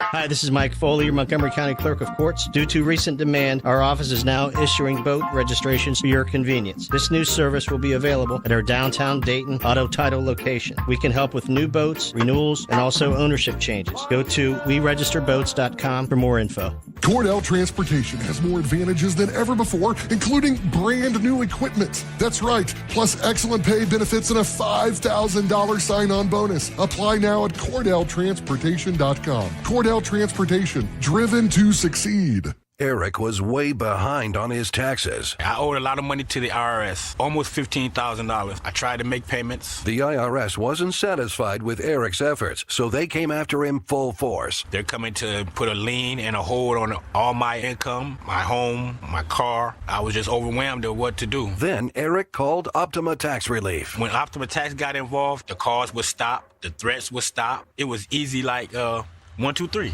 Optima Tax Relief is A+ rated by the Better Business Bureau, and their team of expert tax professionals took care of Eric's problem. I owe $15,000, and now my debt is clean. I don't owe anything. Take Eric's advice. If you have a tax problem, you need to call Optima Tax now. Call Optima Tax Relief for a free consultation. Call 800-707-4522. 800-707-4522. 800-707-4522. Optima Tax Relief. Some restrictions apply. For complete details, please visit OptimaTaxRelief.com. Some people just know the best rate for you is a rate based on you with Allstate, not one based on anyone else. Visit allstate.com or call for a quote today. Dayton sports fans, 1410 Wing AM has a new daily local show. Don't miss Off the Bench with Trace Fowler. Weekdays at 1 p.m. on 1410 ESPN Radio and streaming live on the iHeartRadio app.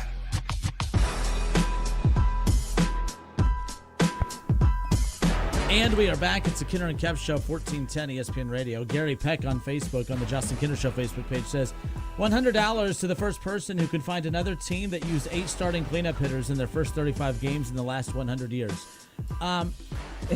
Look, the bottom line is like I see what like. That's not a trivia question. It's not, but at the same time, that's not why they're not hitting. That's not why they're the worst hitting team in baseball.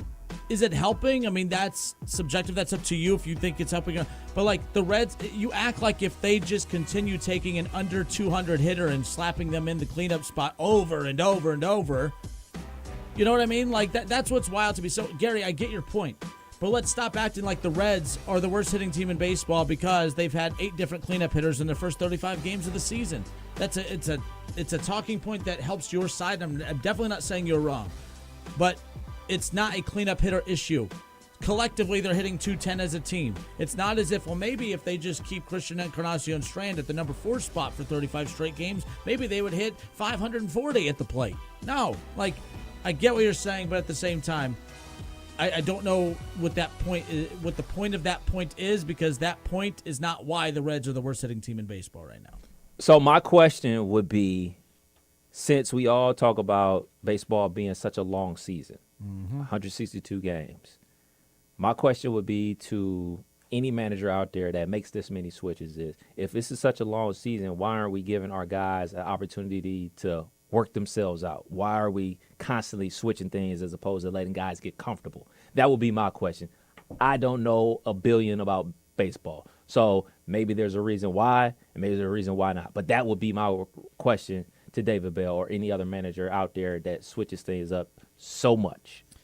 And keep in mind, too, David Bell has had nothing but bad teams in Cincinnati for quite some time as well. That's why this year it's the magnifying glass is on him because, you know, people try to give him the excuse of back in 2020 during the COVID season. Yeah, well, that was a COVID season. Yeah, well, I mean, that was a Mike Moustakas, who I know didn't live up to expectation, but Mike Moustakas, you had a Castellanos, you know, you had Jesse Winker, who was still hitting the ball very, very well. You had Eugenio Suarez, who was still playing well. You had a lot of big names on that roster, and they weren't doing what they were supposed to. I mean, it's like there's always these guys who are not doing what they're supposed to under David Bell's watch. Now, but 2020 was really the only year where they had a roster that was worth holding him to any kind of accountability, and then people took that accountability away because they said, well, it was a COVID-shortened season. And I said, no. I mean, if anything, that was an excuse of why you should have been better. They were one game above 500 for that 60-game stretch, and we all know the unceremoniously way that they were, knocked out of the playoffs. I mean, it was completely horrifically bad outside of Trevor Bauer's pitching performance as far as that's concerned. So as I sit here and I look at this team, no one's going to give David Bell the benefit of the doubt, but at the same time, we could talk about expectations, we could talk about the talent on the roster and all that stuff. None of that changes the fact that they are hitting 210 as a team, and it has nothing to do with how many different cleanup hitters they've had in 35 games to start the season, at least, in my opinion, as we sit here right now. Now, I know you've thrown out, okay, how far into the season before you start to panic this, that, and the other. I would be panicking now because the bottom line is can they start hitting better at a certain point? Yes. Panic Bell. Can they? Yeah, we can't change that bell usage all the time. Right? Can they start hitting the ball better at a certain point? Yes. But let's say that we get to June and they have that 18-9 record in June. But let's say they only win 4 games in the month of May. That whole June record doesn't really mean a whole hell of a lot. So now's the time to panic. I know everyone wants to do this whole, it's a long season. It's only May. You still got June, July, August, and September. The worse month you have, the even better you have to be in the months coming up. Right. And I don't think that the range between this team is what they've been lately and a 100-win team on the other end. I don't think that there's that wide of a range. I think this is a team that is a 500 team when things are going well. And things aren't going well right now. So when things start going well at a certain point, you're not going to be able to overcome a bad month of May. And an 0-4 start to the month of May in the midst of a 5-game losing streak is not good. So to answer your question, Kev, I'm not panicking, losing sleep at night, but I do know this. When the Reds miss the playoffs again by 2 to 3 to 4 games, and they play well in June, July, and August and September, we're not going to say, well, they played hard down the stretch. No, but they sucked in May. So this is a very important month. This is a very important series with the Diamondbacks coming up as far as I'm concerned, and it goes way beyond the cleanup batter. Which is how this conversation started. Now, the reason I brought up the talent stuff, Shaw brought up the fact that he says, I disagree. I have watched a lot of baseball this year. I was at the game Friday. The lineup Friday was the same as it was Sunday. My Braves minus injuries, the lineup has been the same. The Dodgers lineup has been you mean World Series contenders? You mean teams with proven veterans on their team that have established roles? Shaw, you are right. The Dodgers don't change it up as much, but they have guys who have established roles. You know who they are. You know what they bring to the table. There's consistency there. Same thing with the Braves. When healthy, you know who your guys are. You know what their roles are. We know the names of the Reds players right now. We know who Christian Encarnacion-Strand is. We know who Will Benson is. We know who T.J. Friedel is coming back. We want Matt McClain back. Obviously you have Jonathan India. You have Tyler Stevenson. You know who these guys are, but they have yet to establish who they are role-wise. So that's the difference in the two teams, those two examples, in my opinion. You just brought up a great point. Is it just the fact that we know these names because they play for the team that we cover? These aren't like superstars. Like the superstars, Aaron Judge bats in the same spot every single day. Mookie Betts bats in the same place every day because they're superstars.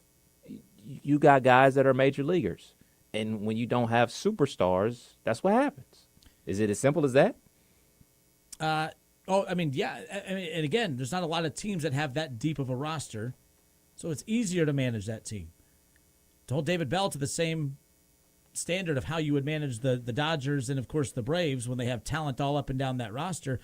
They have proven talent. The Reds have talent. They don't have proven talent yet. This is year 2 for a lot of these guys, year 3 for a lot of these guys. It's year 4 for what, India? I think it's year 4 for India and Stevenson and stuff. And Stevenson we thought was the catcher of the future. I remember when the Reds drafted Stevenson. He started with the Dragons. At that time they had Devin Mesoraco and Tucker Barnhart as their catchers. And at the time everyone's like, the Reds have plenty of catchers. Why are they drafting Tyler Stevenson? Well, you can tell the people that don't understand how baseball works because here we are all these years later. Tyler Stevenson was supposed to be the next big catcher, and he's just not. He's not consistent enough. Consistency's the key. Tyler Stevenson, when he's hot, is one of the best catchers in baseball. All right, Jonathan India is a clubhouse guy. There's a reason so many people fought to keep him in Cincinnati despite the depth that they have at middle infield, which we're still looking for that depth right now as Reds fans. But the Candelario thing, too, has been an issue. You were surprised by some of those numbers. Yikes. So he's batting 190. 190, 3 home runs, 10 RBI. Well, listen, Reds fans aren't allowed to be alarmed by those numbers because when a certain first baseman had those numbers last year, everyone wanted it, and David Bell put his ass in the lineup every single day. A lot of you. There's this, I got to go, Mancuso. I don't know what his name is on Twitter, but this is the guy that's saying, I thought we didn't need Joey Votto. You mean Joey Votto? Not Joey Votto, great legacy guy, one of the best Reds of all time. Joey Votto, to act like, if this team had Joey Votto, all would be well in the world. But Joey Votto was, 40 last year? Mm-hmm. This dude's 30. Joey Votto wasn't putting up this type of numbers at 30. Joey Votto was below 200 for most of the season last year. But not at the age of 30. I'm looking at his age. Dude is 30 years old. Should be in his prime. If you're out there, you're out there. Yeah, absolutely. Joey Votto for 4, Candelario for 5. That'd be a hell of a lineup. This is bad, dude. it ain't good. Goodness gracious. What was his contract? I have to go pull that up and all that. Look, I didn't get super. This was one of the contracts that when added, everyone was scratching their head saying, hey, it's a nice addition, but why are we adding more? No, it ain't. They wanted to trade Jonathan India. Why, wanted to trade Jonathan India because there was so much depth in there, and then you keep Jonathan India, and then you go and add another middle infielder, and now people are still looking for more middle infield depth when it comes to this team right now. So regardless of the position, I don't care about middle infield or outfielder or designated hitter. I don't care about any of that stuff. 190 is 190. That's a bad average for anybody. I know people look at, the advanced analytics. They don't really care just about batting average itself, which I do. Hit ball, like you said earlier. Dumb it down. Baseball, we're trying to make baseball a little bit more fancier than it has to be. The bottom line is hit ball, put ball in play, knock that damn ball out of the ballpark, put runs up on the board. Baseball's as simple as that. I don't need to know launch angle. I don't need to know the ABC square minus 5 divided by 6. And and that's just the formula for Tuesdays, and then there's a whole other formula for Wednesdays when you hit, and then in this month, when the moon is shifting over this way, when there's X amount of stars and this much cloud coverage, this team's hitting this. It's just simple. When you put the ball in play, advanced runners knock the ball to the ballpark, score runs, get outs. Simple as that. Baseball's not that hard. So the Reds, 190 sucks. Yeah, very bad. The Reds signed him back in December to a 3-year deal with a club option in 2027, fully guaranteed 45 M's. Wow. Man. How about that number? How about that stat? Man, that's bad.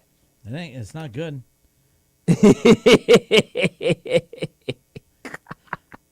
Shaw, you're on. Thanks for waiting. What's up?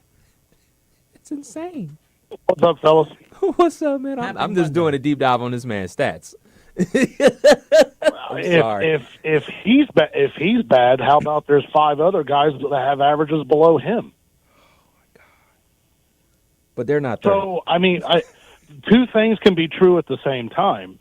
David Bell is a horrible manager for always changing his lineup, but at the exact same time, he has nobody to put in the lineup that's actually going to take consistency. Shaw, that Gary guy. So, okay, if you change, if you keep the lineup the same, you continue throwing out the bad hitting player after bad hitting player, or if you change it up, you're just replacing him with another bad hitting player. Really, David Bell's in a no-win situation as far as that's concerned.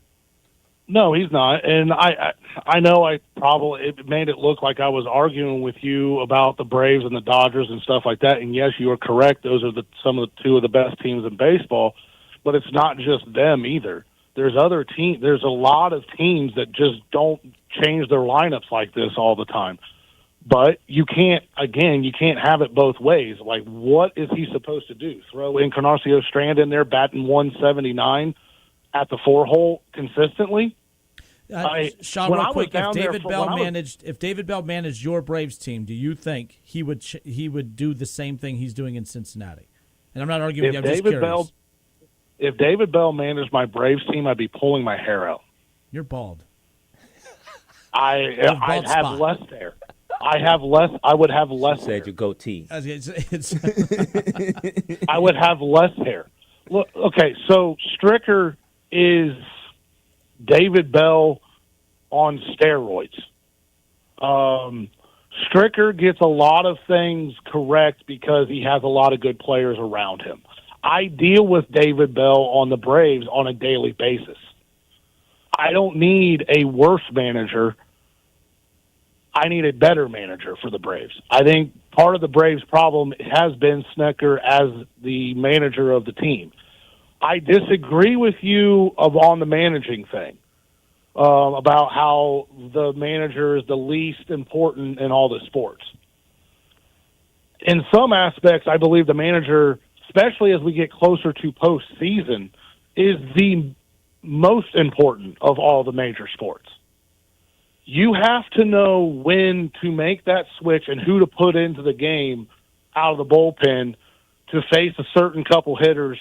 You have to know when to make that switch. You have to know when. Is your starter on a 7-inning hit? Like, he's on a heater, but he looks like the fastball is not as fast. Like, you have to know when to pull that starter out of the game to bring in the guy out of the bullpen. You have to know who to bring in. He has a whole team of people that have put all this stuff together on an iPad, and the iPad is basically telling you when to do these things. You are not wrong, but this idea that he has all this just, cataloged into the back of his brain and just knows, oh man, this is going to happen with it. Like, you are right, but that information, it's not as if he needs to store it in the back of his mind. It's there readily available in an iPad, and the game moves so slow, it's not that difficult, in my opinion, to make those decisions, to where in basketball, things happen so quickly. Football, things happen so quickly. That's my counterpoint to that. Football and basketball has the same amount of analytics as what baseball does. But the game moves so much quicker, you have to make decisions on the fly. Baseball's not moving on the fly. But all of that stuff is predetermined before the game even happens. In baseball, yes, you have the analytics right there in front of you on the iPad, but what if you're on a back-to-back and the guy who should be coming in right now just threw 2 nights in a row? He's not available. Mm-hmm. analytics can tell you whatever you want. But you know what you have available and going into that game that night. So your iPad will adjust everything based on who you have available. I mean, I keep saying iPad, but it's really the iPad. It's all the numbers truncated in there, But not, and that's fine. And no, that's great. And you might be the first one I've heard break that down that way as far as that's concerned. But yeah, I think the pace of play just makes it easier for these managers to make these decisions. There's stressful moments of games that they have to make a decision, but they have time to think about it. Basketball, football, you do not. Outside of the fact that there's 85 timeouts in the fourth quarter. But I agree with you for 130 games of it. But then you come down to the last month and you get in the playoffs, and the longer you're in the playoffs, each managerial decision on a baseball team is magnified more and more and more, especially the longer you're in the playoffs. And it's just when are the playoffs played? I'm a Reds fan. I don't even know when the playoffs are. Season ends in September. I get your point. I get your point. I mean, it is I can still remember moves being made by the Braves for last 5, 6, 7 years, except for 2021, where I'm just like, if there was another move made there, would the outcome become a little different? But going back to the original point, when I was down there Friday, and I had 2.5 hours to sit there and look at the roster and look at the batting averages and stuff like that, and then once the game started, watching the Orioles batting approaches in the box and watching the Reds approach in the box, it's no wonder why one team is hitting and why the other one's not. They knew going into that game, and I guarantee it was talked about, and I guarantee it was hammered home and yada, yada, yada. We're going to get Green out of this game, extend the at-bat, take more pitches, foul more pitches off. Every hitter, 1 through 9, that's what the Orioles were doing. The Reds came to the plate at the bottom of the inning, and it was swing at the first pitch, roll over the pitch. I think the shortstop and the third baseman combined probably had 17 putouts that game Friday night. And it's just absolutely horrible approaches when you're stepping up to the plate, and I don't get it. That's the aspect of where when I was sitting down there Friday, I was just lost. And then everything that happened Saturday and then what happened yesterday, it made sense to me because you have 6 guys batting 190 or less on that ball club. And then the Reds want to sit there and tell you, well, we didn't need to go get a quality bat in the offseason because, well, all these young guys are good enough. Well, now that we're in the struggle, well, it's because we're young and we're hurt and we're this. You can't have it both ways. You can't. Either go in to the off season and say, you know what? I see that we probably have a hole in left field. I see we probably have a hole in some other spots, and I'm going to go get one of those veteran bats. Kind of like the guy the Giants picked up, Matt Carpenter, at third base for just $7 million. I understand maybe the Reds didn't want to spend that money, but a guy like that, just get a veteran bat in there to teach these kids how to have quality at bats and just extend and try to get the starting pitcher out of the game early. There's nobody on this Reds team that's doing that right now. They're all young, they're all going up there, and they're all failing together. And every now and then one guy will get hot for a couple game stretch, and then they all get cold again. It's just it's sickening to me as a partial Reds fan when I sit there and I see the ownership and I see management just sit there and do the same things over and over and over and over again. And then when the season's happening, nothing's ever changed. Nothing doesn't change at all with their thought process or anything else like that. And then we want the outcome in the game to go differently when you didn't change anything in the off season at all. And that's what's frustrating to me is because you just see horrible. They just don't play fundamental baseball. So I'll cut you off right there. I think it's Sean, just thanks. we all got we all got caught up in the month of hope. And hey man, like they were right there. They missed the playoffs by 2 games. Shoot, the team that they lost out to the playoffs just won the World Series. So all that wrapped up into a frenzy of an off season, the hype of Ellie, and he's playing very well, obviously. People just got wrapped up into it. not only us as fans, management did as well. They figured like, all right, we'll hit the ground running next season since we played so well last season. And I don't think that's a wrong approach. It's turning out to be wrong right now, early in May. But as I'm looking at this and, you know what I'm saying, trying to figure out what's going wrong with them, from my eyeballs, I could see something that's gravely wrong with them. Out of the top 50 batters in baseball, they have one in the top 50, Ellie at 47. Where you look at the Dodgers, they have 3 in the top 5. Like, bat to ball, man. Bat to ball. So whatever the fix is, I'm not smart enough to tell you what the fix is. Is it getting better players? Is it getting a different manager? Whatever it is, it's got to be fixed. And let's be clear. We act like I talk about the core of this team being young, like second-year guys with Christian Encarnacion, Strand, Spencer Steer, Matt McClain, obviously Ellie De La Cruz, and, we're talking about Friedel and all this. There are guys that have been in the league for quite some time.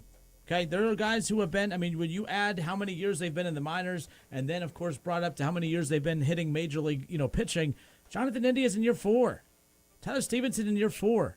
All right, Will Benson, his first year in the majors was 2022. This is year 3, right? Like, I'm not saying these are seasoned veterans, but this is why baseball will always struggle against the other sports. If it takes Will Benson and Jonathan India and Tyler Stevenson, if it takes 6 to 7 years to learn how to hit a damn ball consistently, that's a problem. So, yes, while we can consider, David Bell, me, I'm a big David Bell guy, right? Like the fact that I just think of all the problems on this team, if you start categorizing them or prioritizing them, I don't think David Bell I'm prioritizing at the top of my this is the problem with this team list as far as I'm concerned. The problem, you want to talk about adding a veteran bat? Jonathan India, that was supposed to be you.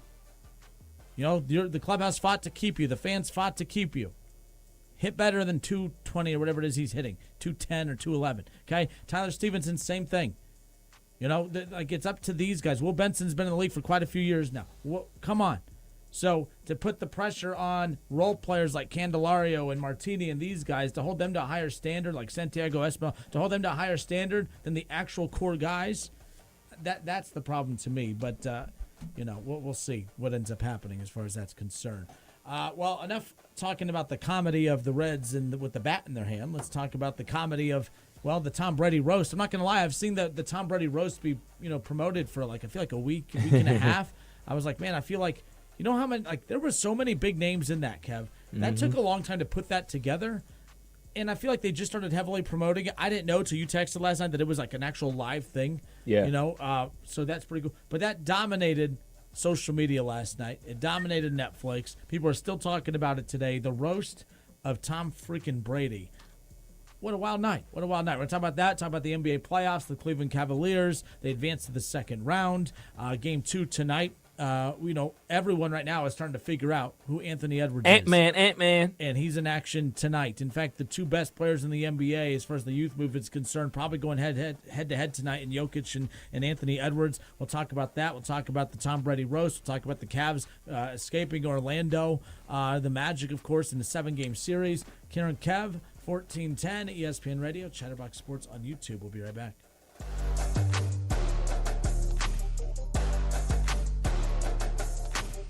Let's face it, nothing makes you look older than you really are than thinning hair. But what if you could not only increase your hair count, but promote new hair growth without surgery, without drugs with potential side effects, and without a prescription from your doctor?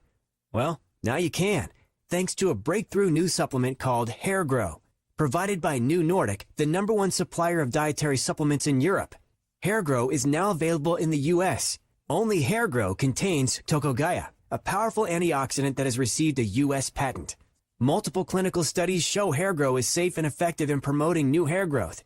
In one study, 95% of the patients using Hair Grow saw increased hair count. Don't lose more time and more hair. Try Hair Grow today to feel and look your best. Just go to newnordicusa.com or visit Walgreens or Amazon to purchase. Look younger and feel more confident with Hair Grow by New Nordic at newnordicusa.com. Hey guys, don't be that dad without life insurance. When thanks to Ethos, you can be that great dad with life insurance to help keep his family living exactly like they do now, secure and protected in the event of the unexpected. With a fast and easy online experience, some policies as low as $1 a day and up to $2 million in coverage with no medical exam. Just a few health questions. Ethos makes getting life insurance protection hassle-free. E for easy, E for ethos. At checkethos.com. That's checkethos.com. I occasionally have nerve discomfort in my hands, so the things I love to do... Let's play something, Grandma. ...became difficult as I got older. If you have occasional stabbing and burning in your hands and feet, try Nervive Nerve Relief. Nervive's clinically studied dose of alpha-lipoic acid reduces occasional nerve discomfort in as little as 7 days with continued daily use. Say yes to healthy nerves with Nervive Nerve Relief. These statements have not been evaluated by the Food and Drug Administration. This product is not intended to diagnose, treat, cure, or prevent any disease. Visit us at Hollywood Gaming Dayton this spring for the playoff action and the return of baseball. We've got the biggest screens, the best food and drinks, plus we're giving away Penn bonus play and prizes to Penn Play Rewards members. Not a member? Join by downloading and registering for the Penn Play app from the App Store. Unlock the fun, including a chance to win up to $2,000 in Penn cash. Make Hollywood Gaming Dayton your spring sports viewing headquarters. Must be in the state of Ohio to wager and over 21. Gambling problem? Call 1-800-589-9966 or visit org.ohio.gov for help. Did you know that although our name may be Carol Works Tire, we're more than tires? We're one of the leading service centers in the area, from personal vehicles to fleet maintenance. We'll keep you on the road. Come see us at Carol Works Tire. Did you know that Carol Works specializes in servicing mixed fleet vehicles? We keep your business moving by tailoring our service programs to meet your company's specific needs. Let us keep your fleet on the road with Carol Works Tire. Urology Specialists of Ohio are here for you. Men, your good health is important to them. Their knowledge of specific male anatomy, prostate issues, and how to help healing is their main focus. Urology Specialists of Ohio are now accepting new patients at all locations: Beaver Creek, Springfield, Urbana, Xenia, and London. They have been in practice for over 20 years with over 80 years of experience between 5 physicians. Call today. They can schedule your appointment in a timely manner with little wait time. Online at urologyspecialistofohio.com. Folks, the Colonel here with Homestead Feed and Supply. You've asked for it, and the homesteaders, well, they went out and got it. Homestead Feed and Supply is now a full-blown Purina dealer. You heard that right. Homestead carries Purina feed products, including Fitter, Honor Show Feeds, Depth Charge. Heck, they've even got the golden ticket. Stop in to Homestead Feed and Supply, 1833 North Dayton Lakeview Road, New Carlisle, or visit the Homestead Feed and Supply Facebook page. Tell them the Colonel sent you. Benjamin Camara and Big Kev bring you Dayton's only local sports talk show dedicated to professional wrestling. Don't miss Cards Subject to Change.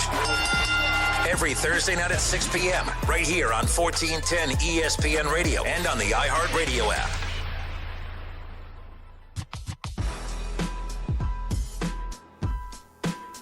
And we are back. Kenner and Kev, 1410 ESPN Radio, about to wrap up number 2. 1410 ESPN Radio and Chatterbox Sports on YouTube. So we will be off tomorrow. No show tomorrow. You'll have Off the Bench tomorrow from 1 to 3. We'll be off. I have an off day tomorrow. I'm using that, and I have no problem admitting that I'm taking tomorrow off to go golf at Muirfield. So no regrets.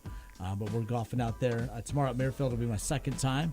I didn't put on a good performance last time. I'm hoping that tomorrow will be a different day. But yeah, I might be throwing Trace under the bus, but him and I are going to golf in that tomorrow. So I don't know if he told his guys why he's off tomorrow. I don't know if he, I'm feeling a little bit of COVID coming on, maybe sickness in the family. I don't know what I'm definitely throwing him under the bus. So my apologies, Trace, if you hadn't got all your ducks in order. But yeah, getting a chance to golf at Muirfield tomorrow. Pretty excited. What did you shoot last year?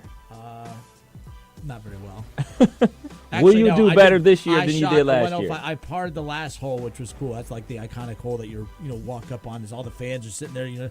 There's no fans there, but in my head, I'm waving. I parred that damn thing. It was awesome. Oh yeah, the little Tiger Woods fist bump. So excited about that spot. I think it was not a great score. I think it was like a 105 or something. Which maybe they were just being nice, but they're saying, hey, for just random Joes off the street, that's not a bad score for Muirfield. So I'll take it. I guess I'll take it. But have no choice. There's that. The Tom Brady roast last night. I didn't really get all excited about it going in because I thought, a lot of things with these. Tom Brady was the most protected quarterback in the NFL during his time, and I thought for sure he would be the most protected quarterback in a roast. I'm not going to lie. No one was safe. Nobody was safe whatsoever, and it was kind of refreshing. Look, I know we have to be sensitive to a lot nowadays, compared to in the past. But at the same time, when you were in a comedic setting, you kind of know what you're getting yourself into. It was kind of nice seeing people not take offense to things, just having a little fun. No one was out for blood or anything like that. It was not lighthearted. Yeah, you were it out was for blood. cold. It was cold-blooded. But no one was safe, from Kanye to Robert Kraft, to the ex-wife of Tom Brady. The list goes on Tom Brady and was on. not safe. Tom Brady was hit more last night than his entire Patriots career. Absolutely. So, obviously, most of yesterday I was so focused on the Cavs game that I actually forgot about it. And then, the day goes on or whatever, and I'm actually going to be going home to Cleveland for Mother's Day. So I start packing my luggage because I'm a super early packer. And then, you just randomly throw on Netflix just because you just need something on in the background as you're doing something around the house or whatever, because there weren't any NBA games on last night. And I was like, oh, that's right, this is on. So I turned it on. Did you know it was live? Did you know it was going to Yes, be live? I knew it was live. I knew it was going to be live. And just Kevin Hart came out. He was the host, and he came out the gate swinging like for the fences. Antonio Brown jokes about Giselle jokes. it was just, everything was flying left and right. Gronk caught serious jokes. Kim K not only got booed, but she caught strays. Kanye I thought caught they were strays. yelling boobs. That's what I was yelling. I don't know about y'all. Yeah, everybody got it. It was funny. Some parts were like, oh, I can't believe he said that. But I think probably the funniest person that I saw, I didn't watch the entire 3 hours. I watched maybe like an hour and a half. But I think the funniest person probably was Drew Bledsoe. Drew Bledsoe was up there hawking his skits. I like the all right, hey, you're done. I gotta go with Tom Brady. I thought that was great. Yeah, too. yeah. He played well into it. Yeah, he was up there hawking his wine company, drinking that said wine, and talking about like, hey man, you stole my career, and then I actually saw an interview with him today. It's like, hey man, there's not too many things that I can joke with Tom Brady about, but him not being married anymore, that's one of them. Like, I can't tell him, I can't say I was a better quarterback than him, can't say I got more Super Bowl rings than him, but I can say that I'm still happily married. And that's what I went with, and they were just grilling him. And kudos to Tom Brady for, being up for it. I could never do that. Could you be a part of something like that? I get made fun of every day. Not in that realm, though, man. This is the guy that says he doesn't check social media, so clearly he has no clue what I set it up myself. But those are from people you don't know. This is getting roasted from professional comedians. This is getting roasted by some of your former teammates and best friends in the world. Like, I don't think I can handle that. So Jeff Ross, so that was cool seeing Jeff Ross there too, because when Dave Chappelle did his Dave Chappelle and Friends over in Yellow Springs, not last year but the year before, my guy Kev Nash got a chance to see Kenner really hammered. So we went the first night, and so we went to see Dave Chappelle the first night, and then he had another show the next night. I was able to get tickets again, so I'm like, screw it, I'm going to go. But I knew Jeff Ross was going to be there, and I knew the night before Jeff Ross was calling people up on stage, and he was going to roast you because that's what he's known for. He's the ultimate roaster, right? Boom, roasted. So I told my buddy, I was like, I'm getting absolutely blitzed, and I'm getting on that stage. I am getting on that stage. Now, I was going to get on that stage to promote the show. Now, Kev was really freaking out. When he saw how hammered I was, and I told him what my goal was to get up there, it was one of those, like, I could tell him and I weren't really vibing on that moment. So I'm like, well, I'm going to take my drunk ass over here, and you do you. I got up on that. It was the coolest thing getting roasted by Jeff Ross. I thought that was the coolest thing. And there's no way to communicate at a Chappelle show because they lock up your phones. phone. Like, no, so I couldn't send them like, dude, don't do it. And I sure wasn't going to walk up there towards the roast. Like, oh, this is your friend? Come on stage too. No. Yeah, and here's what this backfired. So the whole plan for the Jeff Ross part of the Dave Chappelle night in Yellow Springs was every time he would go to each individual fan that he brought up there and would say, okay, what's your name and what do you do for a living? So that's why when I heard him the night before, I was like, oh, that's great. That'll be great. Because there was hundreds of people at this thing. I was like, it'll be a great pub. Maybe some people don't know we have an ESPN radio station here, so there's a great opportunity to see the hammered mess that is Kenner up there. So here's the problem. This is where my drunkenness got in the way. When I walked up there with 7 cups stacked, because I wasn't putting my drink down, when I had 7 cups stacked, that's the only thing he noticed, and he just made fun of me for having the. I never got a chance to call out Kev Nash. I never got a chance to promote the Kinner and Kev show. I was just some random short 5'5" fat white dude holding 7 cups of beer standing up on stage. That's all I had to go. Maybe that was for the best. Yeah, well, trying it again. So the reason I bring up Jeff Ross is because the only thing that pissed me off last night, with all the stuff that was off limits from Aaron Hernandez to Kanye, Kanye and Kim's kids, to everything. Tom Brady, the line that he drew in the sand was a joke about Robert Kraft, who had it coming. I think that, look, I'm a Browns fan. Every time I try to say anything remotely positive about the Browns, massage guy, blah, blah, blah, blah, blah. Like, that's always everyone's come back. Like, that's like, you hear that constantly. Yeah. Right or wrong, he put himself in that spotlight he deserves all that criticism, whatever. Same thing with Robert Kraft. That's the problem that Tom Brady had with Jeff Ross when he goes up on stage and says, hey, cut that blank out or whatever. Like, that's out of everything that was said, that's what was off limits. I thought that was kind of wild to me. Ross said he wanted to impregnate Tom Brady's sister, and he didn't say anything. Oh, you got to, yeah. See, that's what was wild. Your own sister. To me, what that says is Robert Kraft didn't want to go, and Tom Brady said, no, you'll be all right. I guarantee you there was one rule, because Robert Kraft, people didn't really kind of go at him too much as far as anything like that. Yeah. But, yeah, that's the thing that got their attention. The other one I liked, too, was the Tom Brady. They always ask you what your favorite ring, what was your favorite championship, what was your favorite Super Bowl ring? I always used to say the next one. Well, now that I'm retired, I always answer it with my favorite ring is the Ring doorbell cam of when Bill Belichick got caught leaving a woman's house at 6 a.m. earlier in the year. You didn't see that one? Oh, no. You didn't see that? My bad. No. You said you were going to go watch it later. I thought you saw that no, one. no. Hey, it's still going to be funny. But that was the best one. I didn't know about that. You know who I thought was a big winner last night, though? Nikki Glaser, for one. She's one of my favorite comedians. She killed it. She was one of the few people that no one had an issue with. But Bill Belichick came out smelling like roses and all of that, because we just know him as this cranky, on to the next one. I'm on to Cincinnati. I'm on to this. Like, the guy's funny. The guy has personality. The guy has, like, a lot more to him than what we do. Like, I think it's one of those things where I think you're going to see, I think that's why he's going to get hired as a coach again. I know that sounds stupid, but the perception of him has completely changed. Everyone knows the football side of him, but the personality side goes a long way. I think that's going to go a lot further in a locker room when he coaches again. Just people saying, oh, he is not just this old curmudgeon, as everyone likes to call him. He has a little personality to him. So we'll see what happens. But nonetheless, Cavs escape Orlando on our closing thoughts here of Hour 2 and our closing thoughts on Chatterbox YouTube. Cavs escape Orlando. I was pissed with the way they started that game. I was really irritated because I was like, the Cavs went all in.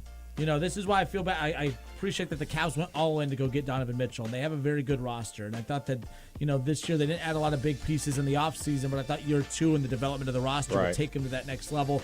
Well, they technically did. They escaped the first round. They win a 7-game series against Orlando, and Donovan Mitchell was a big part was the reason. 89 points in Game 6 and 7 combined. He was the star that they brought him there to be. Mm-hmm. But will it be enough to get past Boston, Kev? Your thoughts? I know you touched on that against Orlando. No, it will not. It will not be enough to get past the Celtics. But you know what? I don't care. I'm happy that the Cavs have made it to the second round. It went 7 games, something that it should not have gone 7 games with the experience that you have on that roster versus the experience that Orlando's had. You should have won in 6 games. But that being said, they handled business. Donovan Mitchell came to play not only in Game 6 but also in Game 7, so they're overdone. All right, I'm excited for tonight, Anthony Edwards. Yeah, and Rudy Gobert is questionable. Just had the birth of his first child, so he is maybe not playing tonight. Yep, they said that due to personal reasons, and that might be it. So, nonetheless. All right, well, that wraps it up for us here on Chatterbox YouTube, on Chatterbox Sports on YouTube and ESPN Dayton's YouTube. And we'll be right back again on Wednesday. Again, no show tomorrow. You can catch Off the Bench with Trace and those guys. Well, no Trace, but Off the Bench. Tomorrow from 1 to 3, as well as 10 a.m. on Chatterbox, of course, as always. But we'll be back at it on Wednesday. So until Wednesday, it's been the Kinner and Kev Show, 1410 ESPN Radio and Chatterbox Sports on YouTube. Hour 3 on the radio of Kinner and Kev coming up next.